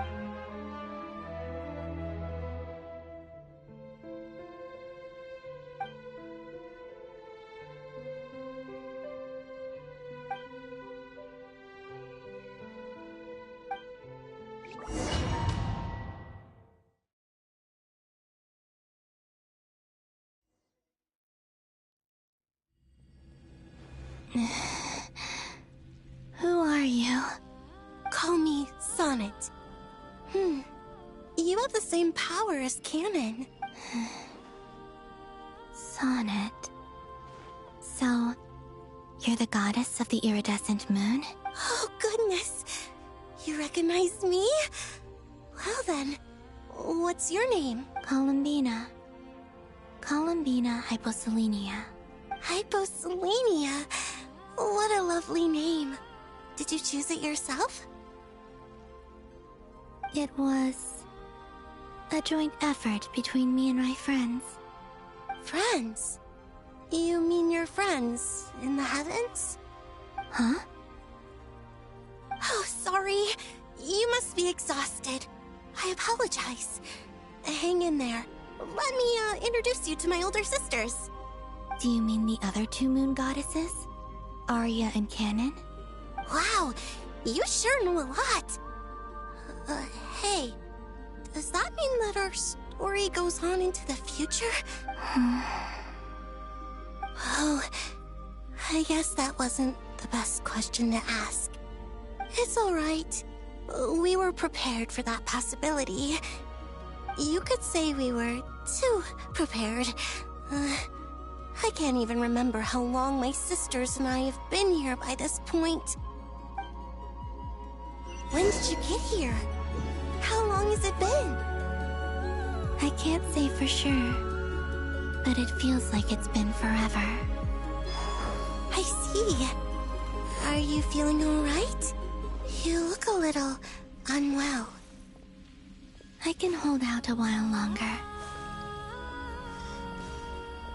We don't have far to go. The place where my sisters and I are based is just up ahead. Don't worry, they're both really nice. I'll introduce you.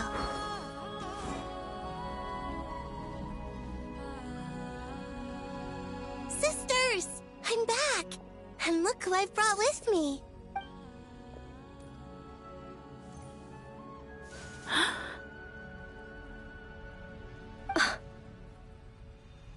It's our lovely little sister, born in the far future. The pleasure is all mine.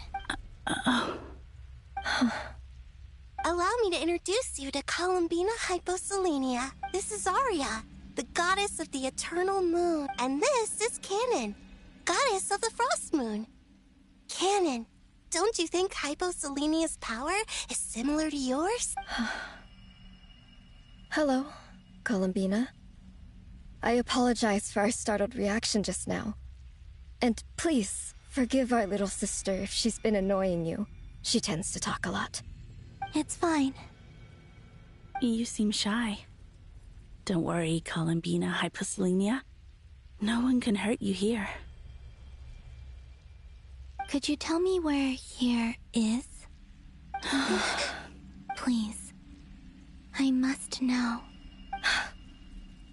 I My dear sister, this is where Tevat's original ruler, the Dragon King Nibelung, imprisoned the moon goddesses. What? You're scaring her, Canon. No, I'm fine. Please, continue. Nibelung, our original master, created us in the distant past to maintain Tevat. But he left this world and traveled into the dark universe beyond, to explore worlds vaster still. Day and night, we fulfilled our duty in the heavens, until the day that the first Descender arrived. The great ruler of the firmament. The heavenly principles. Is that what later generations call them? I see. But we did not reject them at first, nor did they seem to harbor ill intent towards this world. We coexisted in peace. They were like a guest in our home. Slowly, however, we came to realize that our guest had a growing desire to change and dominate the world. And you didn't stop it? No. There was an order to the rules they set up that Nibelung never taught us. We wanted to know if this order would bode good or ill for Tevat. All right. Canon and I wanted to know. Sonnet was against it from the outset. Later, we discovered that this great ruler of the firmament bore an almost paranoid hostility toward the desire of certain life forms to seek power. Or perhaps they feared them. They would even cast down celestial nails as manifestations of their power, to punish the civilizations of the world below. Only this was far beyond mere punishment. Right. Their rules brought order, but the price people paid for merely testing the limits of those rules was far too great. I did everything in my power to help the punished escape catastrophe, but still, too many lives were lost. The ancestors of the Frost Moon Scions were some of the ones you helped. But just when we had decided to take countermeasures, the Dragon King, Nibelung, returned. And so began the War of Funerary Flame. So, that's the name the world gave that war in the future. Well, who won in the end? As far as I know, the Heavenly Principles won, although it came at a great cost. They remained in Tevat, where they continue to rule to this day. And the world's original master, the Dragon King Nibelung, was destroyed. And what of the moons? Are there still 3 moons in Tevat's skies? You can tell us the truth, Columbina. We know we are but remnants of a bygone age. We are prepared for the answer. Only the Frost Moon remains. But it has been cast beyond the false firmament by the Heavenly Principles. The eternal and iridescent moons were both shattered during the war. So death finally came for us in the end. Sonnet. But you're still here, aren't you? A moon goddess cannot live without her moon, Columbina. She's right. That's why I began to disappear. Because the Frost Moon is cut off by the false sky. How much worse it would have been if it were outright destroyed. Our souls may endure within this lunar palace, but if our moons are destroyed, then we shall disappear the moment we depart from it. I'm sorry. There's no need to apologize to us, dear sister. If anything, we owe the world an apology. If only we'd decided to act sooner, rather than arguing amongst ourselves. All the more reason not to spend this time in regret and repentance. Instead, we should focus our efforts on how we might help our future sister. Sorry? Don't you see, Columbina, your story is not yet over. Is that not why you are here?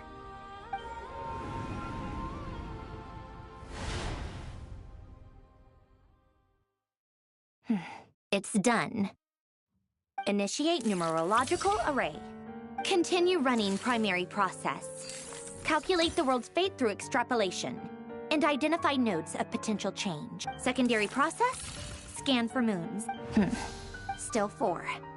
The number of moon marrows hasn't changed. Wait, let me think.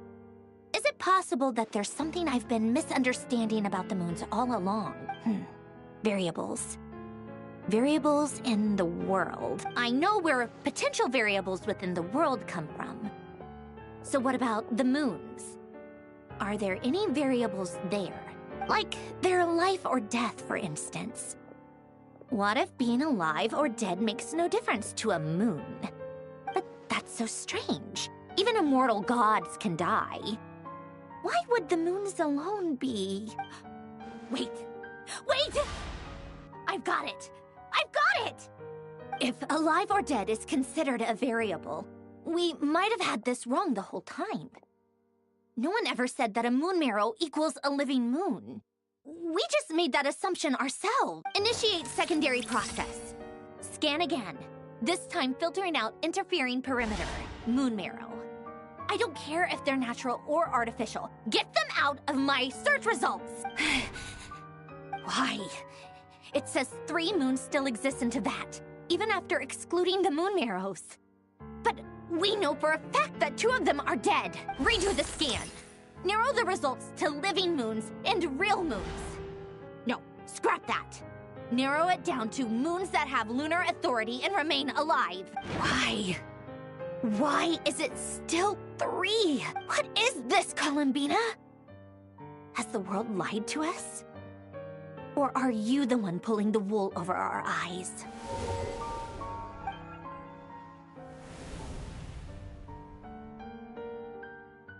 So, you think that the moon's reflection might be where Nibelung imprisoned the 3 Moon Sisters? Yes, it would explain a lot, such as why that space would respond to a moon goddess's power, opening the moon gate at her command. It would also explain why Miss Columbina has been unable to leave, and why time flows in reverse there. In the messages she sent, Columbina promised us she'd find a way to return. But we have no way of knowing how, when, or where this might happen. The fact that she still has yet to reappear in this world indicates that returning from that place is no easy feat. We cannot afford to simply wait for her. So you're saying, if she could return by her own power alone, she would have done so long ago? Yes. She certainly wouldn't leave it to this late stage when it's so touch and go. I've been giving this some thought, and I've come to believe that Luanatar might be an anchor that she left behind, as a sort of future waypoint. This could also explain why Luanatar is always by the Traveler's side. Sounds like a plausible theory. If that's the case, there must be some criteria we need to fulfill to allow Columbina to return to the present. The question is, what could they be? Hello? Listen up! This is extremely important!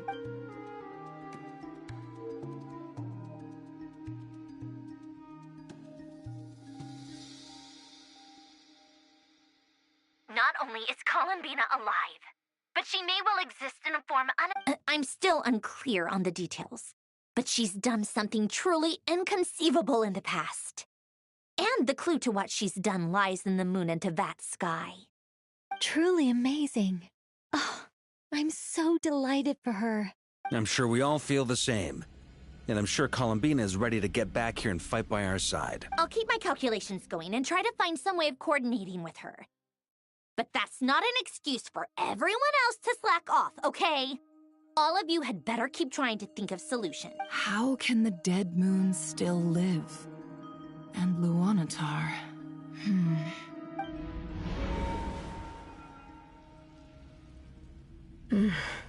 It's hard to believe that's what will happen in the distant future. Our authority is linked to the most fundamental rules of Teyvat.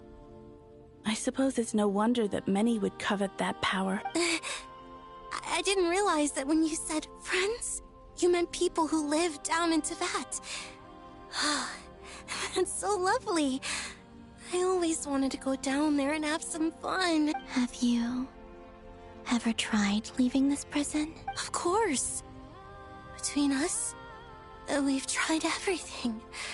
But no matter where we go, this space will eventually bring us back here. It's like the center of a whirlpool. Everything ultimately converges here, at the moment when Nibelung imprisoned us. In that case, have you tried using any of those pathways that connect this space to the real world? Sorry? What are those? They're passages through which you can make small-scale changes to reality by using Kuvaki. Or am I the only one who can use those passages? Because part of my soul remains in reality. Kuvaki. What is that? You don't know? It's a unique kind of elemental energy found only in Nodcry, the land from which the moons arose. Oh. Well, it's true that the moons first rose up from the part of Tibet you say is called Nodcry. But there is no difference in the elemental energy between there and anywhere else. What? Could you show us some of this Kuvaki hyposelenia? Maybe if we see it, it'll make more sense. Okay.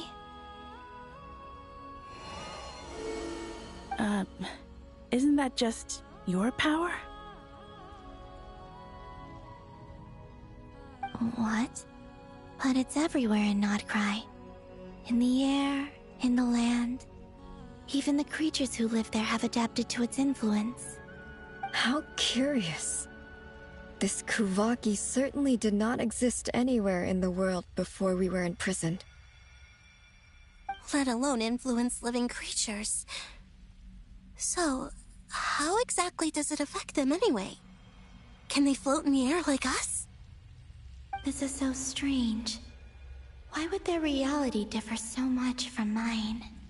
Columbina, you're looking for more than just a way out of here, aren't you? Yes. If I am to help my friends, I will need tri-lunar authority on par with that of our foe. You mean... you'll need our power? This sounds extremely risky. The Three Moons' powers are not mutually compatible. Concentrating them into one goddess will be a very painful process. And if anything goes wrong, it could tear you to pieces. I know. But I'm willing to take that risk. Even so, let's say we successfully transfer our authority to you. How will you take it outside this prison? Nibelung constructed this realm specifically to prevent us from using our powers to interfere in his war. No moon goddess can leave this place alive. What if I don't leave alive?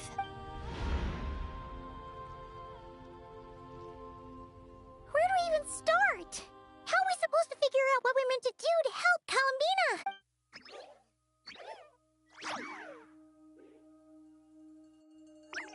Columbina?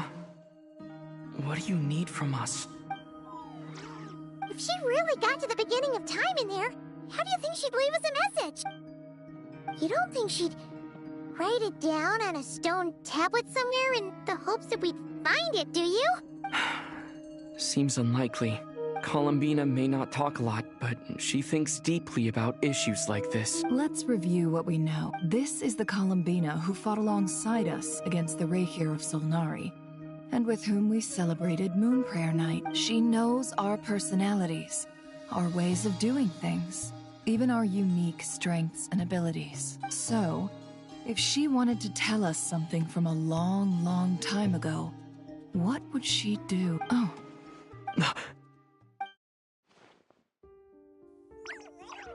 Traveler, you once said that those golden ripples also appeared when Luanatar was born. What if Columbina left Luanatar here, not just as an anchor to the real world, but for some other purpose?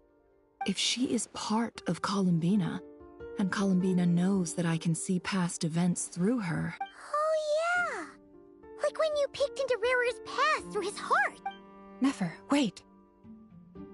If you're right about this, and you can really see past events through Luanatar, your eyes, they'll... Oh, I know. Looking at Rerir's past in Conria was already enough of a strain on my eyes. Looking this far back into the past, it'll surely blind me. But it's our only chance. This is the only way. Boss. We spoke about this once, a long time ago. Do you remember what I said, Yehoda? The day I lose my sight, the Curatorium of Secrets will be yours to run. But... What's wrong? I'd be overjoyed if I were you. This day's come a lot earlier than either of us expected.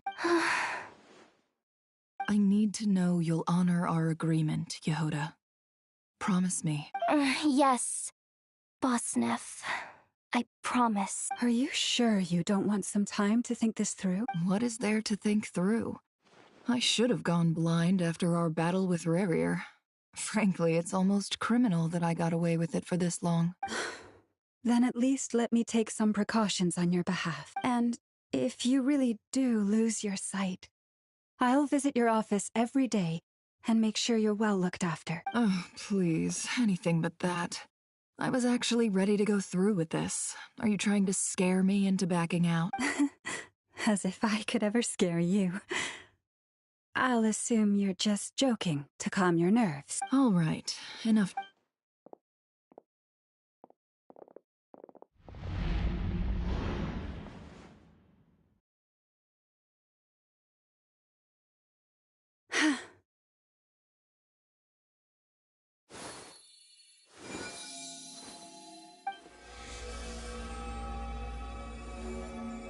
All done.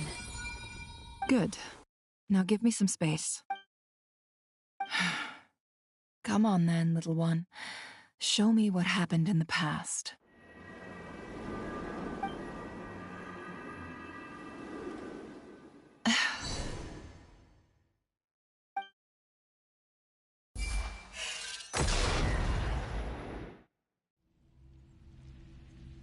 Between the Trilunar Authority, Kuvaki, and the sole surviving moon, the Frost Moon, I think I might know how to get back.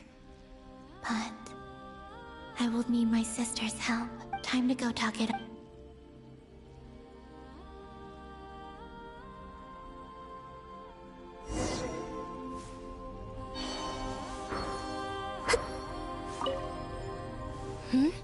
I hope it's not too dangerous. You really scared me when you said that thing about not leaving here alive. Come on, let's go find the other two.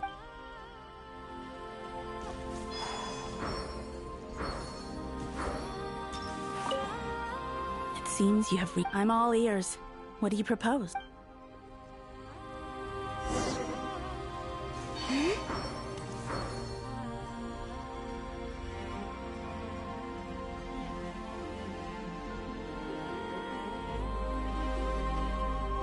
Have you figured it out, Columbina? Tell us. How do you plan to leave this place? I intend to die here, in this moment, and then be reborn in the future with the help of my friends. What? What are you saying? How can the dead be reborn? And how will you inform these future friends of your plans? You can't exactly leave oracles.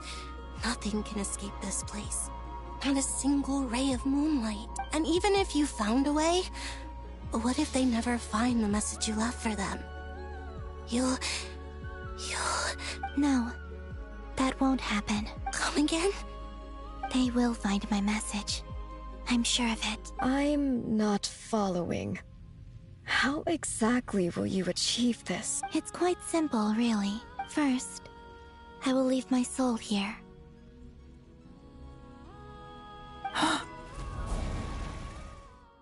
I see it. Your soul? You mean you're a divinity? Yes. I once left a portion of my soul in the future. One so small that this prison barely noticed anything. In this very moment, she can resonate with my soul across time. When the time comes, I believe that she can serve as an anchor to pull my soul from here back to the future reality. Just as gravity connects the world to the moon. Exactly. In the future, where I came from, the moon has been cast beyond the false sky, but I can still feel that it is there, in a similar way. I can feel a connection to the soul fragment I left behind even now.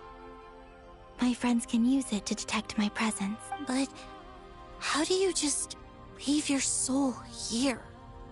Is that even possible? On my way here, I met an ordinary mortal who entered this place long before I did. Her body is long gone, but her soul remains. And before that, I encountered an old enemy whose entire soul survives here intact, while the power that once corrupted his body has faded away. So, perhaps this space is specifically designed to imprison divinity and authority, but not the physical body. Still, even if your body can escape, would it not just be a lifeless husk without the soul inside? Wait, is that what you meant when you said you wouldn't leave alive? Yes. I shall turn my body into moonlight and pour it over Nodcry. That power shall protect the land and quietly blend into it, awaiting my soul's return in the future. However, I cannot do this on my strength alone. I would need your help to do this, so I'm humbly asking for your assistance. Oh, dear sister, you need not be so formal. As I said before, we are but remnants of a bygone age. You, on the other hand, were born alone in that distant future, and you have walked a long and lonesome road since then. How could I bear to let your story end here in this dungeon? Don't forget, we are your sisters, your family. Arya's right. Actually, I've always wanted a little sister. Can you imagine how it's been for me? Getting nagged by two older sisters all the time. Now, I finally get to be the big sis. And not just that, but I get to help you return to your world, too. How could I say no to that? Sonnet. Kennen? I'm sorry. I know this is a bold request.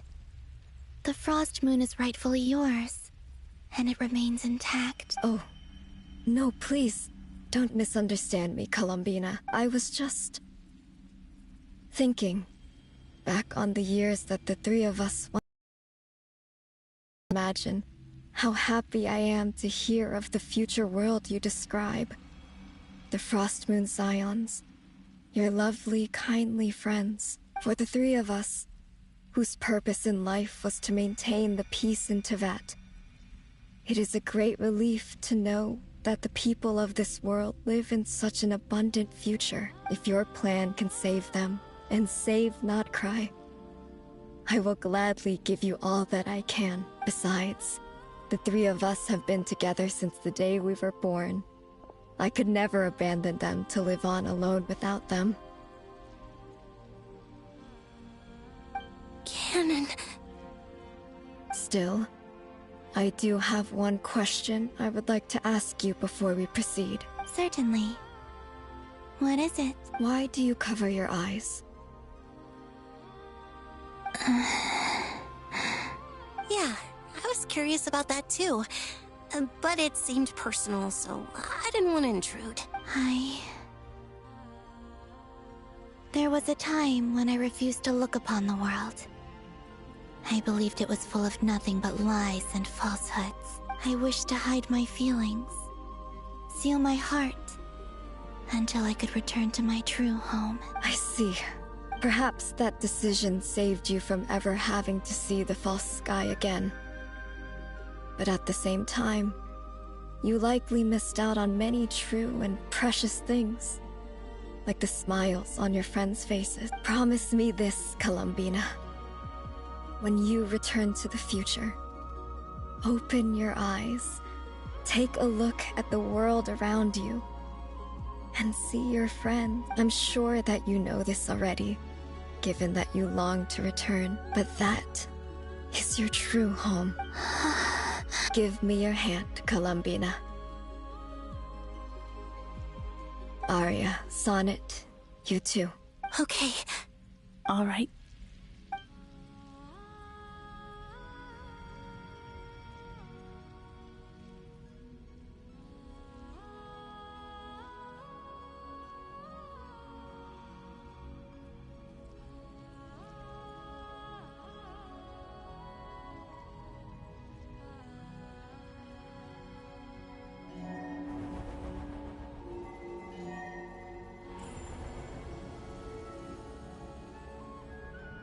We once were the songs sung for eternity, but now it is you who must continue to sing. We once were the tides in the great river of time, but now we subside, and you arise. We were the messengers of madness and inspiration, but now the lies have faded, and your truth must endure. We are souls awaiting the sun. You must return to be with those who smile when they see your face.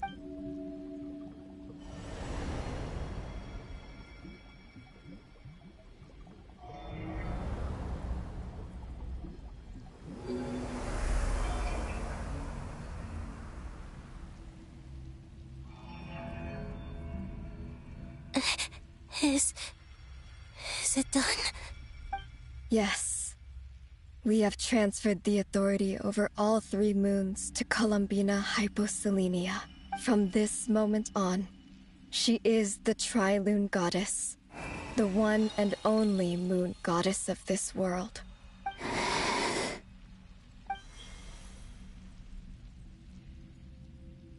Thank you.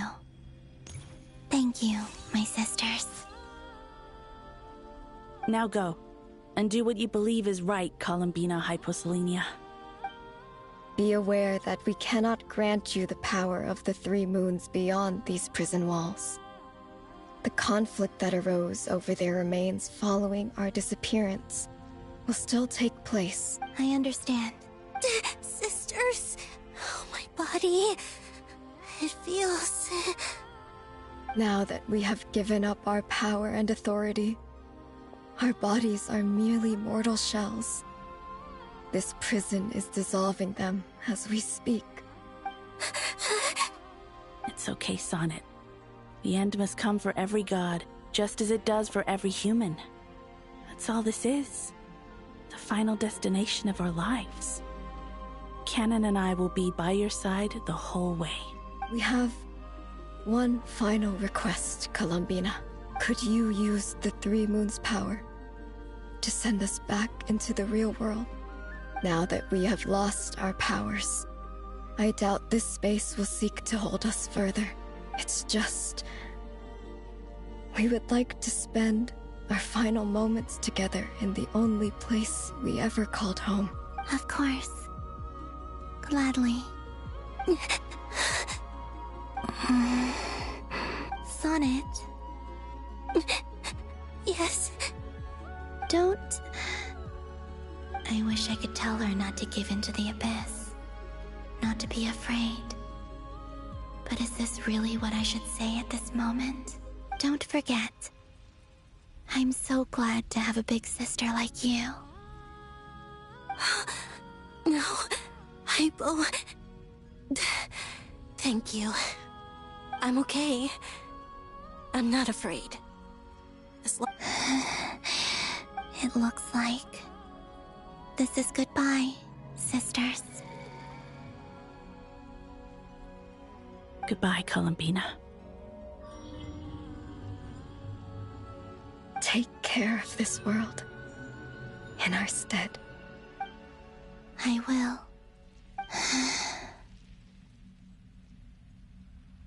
And now, it's time for me to bid farewell to my body, too. May it become the moonlight that keeps Nodcry company through the long years ahead. So this is why Nodcry was not always home to Kuvaki. It only appeared after I poured my body out upon this land. And only this land. Kuvaki responds to me because it is me. My body, answering the call of my soul. And the golden energy I've encountered on my way here was, in fact, that very soul, which I am about to leave here to guide me. O power Tri-Lune, eternal moonlight, I, Columbina Hyposelenia, lay aside my body. Let it be cast into the dark night to illuminate the future. May it be a companion to all who dwell beneath the moon.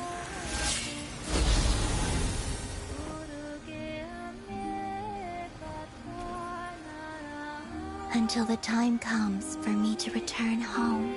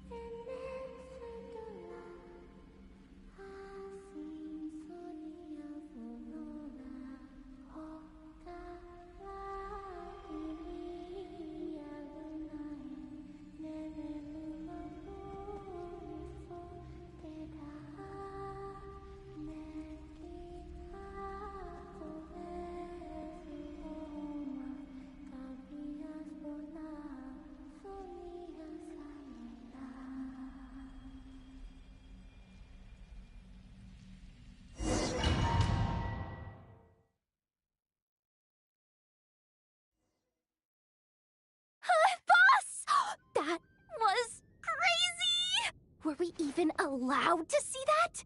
Is anyone? Can you still see? How many fingers am I holding up? I see 2 fingers, and a look of sheer terror on your face. Truly astounding, Miss Nefer. Your eyes have glimpsed the very ends of the world, and yet they remain as sharp as ever. Or is the credit for this miracle due to Miss Lauma? It seems that even time itself is no match for your medical skills. Surely you jest, Mr. Flint. I suspect we have Columbina to thank. She must have realized the immense toll that the ritual would take and purposely set aside some of her power in the past to protect Nefer's eyes when this moment arrived. There is always a great price to pay for witnessing the truth, but it seems that this time, Columbina has shouldered that burden on our behalf. She chose the perfect method of getting a message to us. Though her eyes were always shut, she was clearly so perceptive. She knows us well. She knew exactly how we would think and what we would try.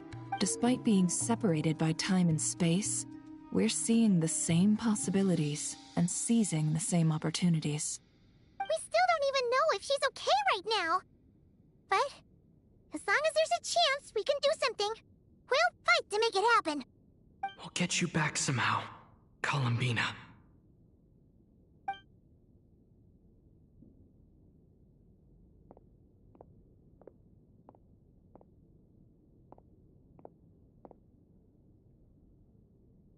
Well, based on the information we now have, let's figure out our next move. Thanks to these gentlemen, we have a much clearer picture of the situation with Dottore. The civilian population has been moved to safety, so we no longer need to hold... Miss Androne, how are the calculations going? So far, so good. I'll keep seeing how far I can push the system, though. Can't have Hatman being powered down for nothing. There's still a long road ahead. Where should we begin?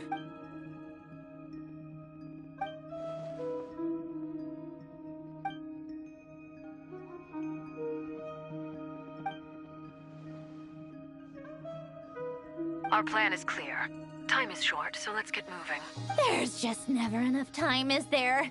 Time is the bane of my existence. Ugh. Anyway, I'm gonna get back to work. All right, we'll do our part too. Yeah.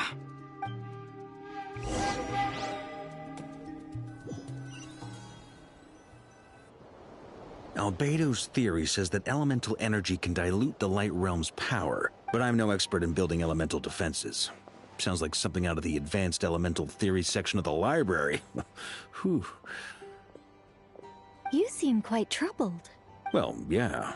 I mean, who doesn't get a little flustered when they're completely out of their depth? You were the very picture of confidence back when you approached the Hexen Circle. Yeah, I could have been faking it through that whole meeting for all you know. Who's to say I'm not just a ball of nerves in a charming and gregarious package? Oh gosh, really? I'm so sorry, I had no idea. Well, you're all the braver for it. Still, I was much more in my comfort zone than I am here. At least in Mondstadt, you can cry for help from a cliff top and actually stand a chance of summoning Barbados himself. things have never looked bleaker than they do now. If we don't pull this off, Tevat's doomed, isn't it? Oh, you think so? Actually, yes. Yes, it probably is. It's a shame. Don't put too much pressure on yourself. Tevat has faced annihilation many times in the past, but it also gave us you, didn't it? Hey, don't give me that. It's not like I'm anyone special. I disagree. Every human born in this world is special. We angels have always believed that. In that case, this humble human being has a big favor to ask of you.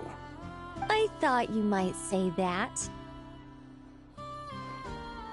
I'm sure Alice, in her great wisdom, sent you here precisely to help us in this difficult time, yes? Well, that has less to do with her wisdom, and more to do with my power. Of course, of course.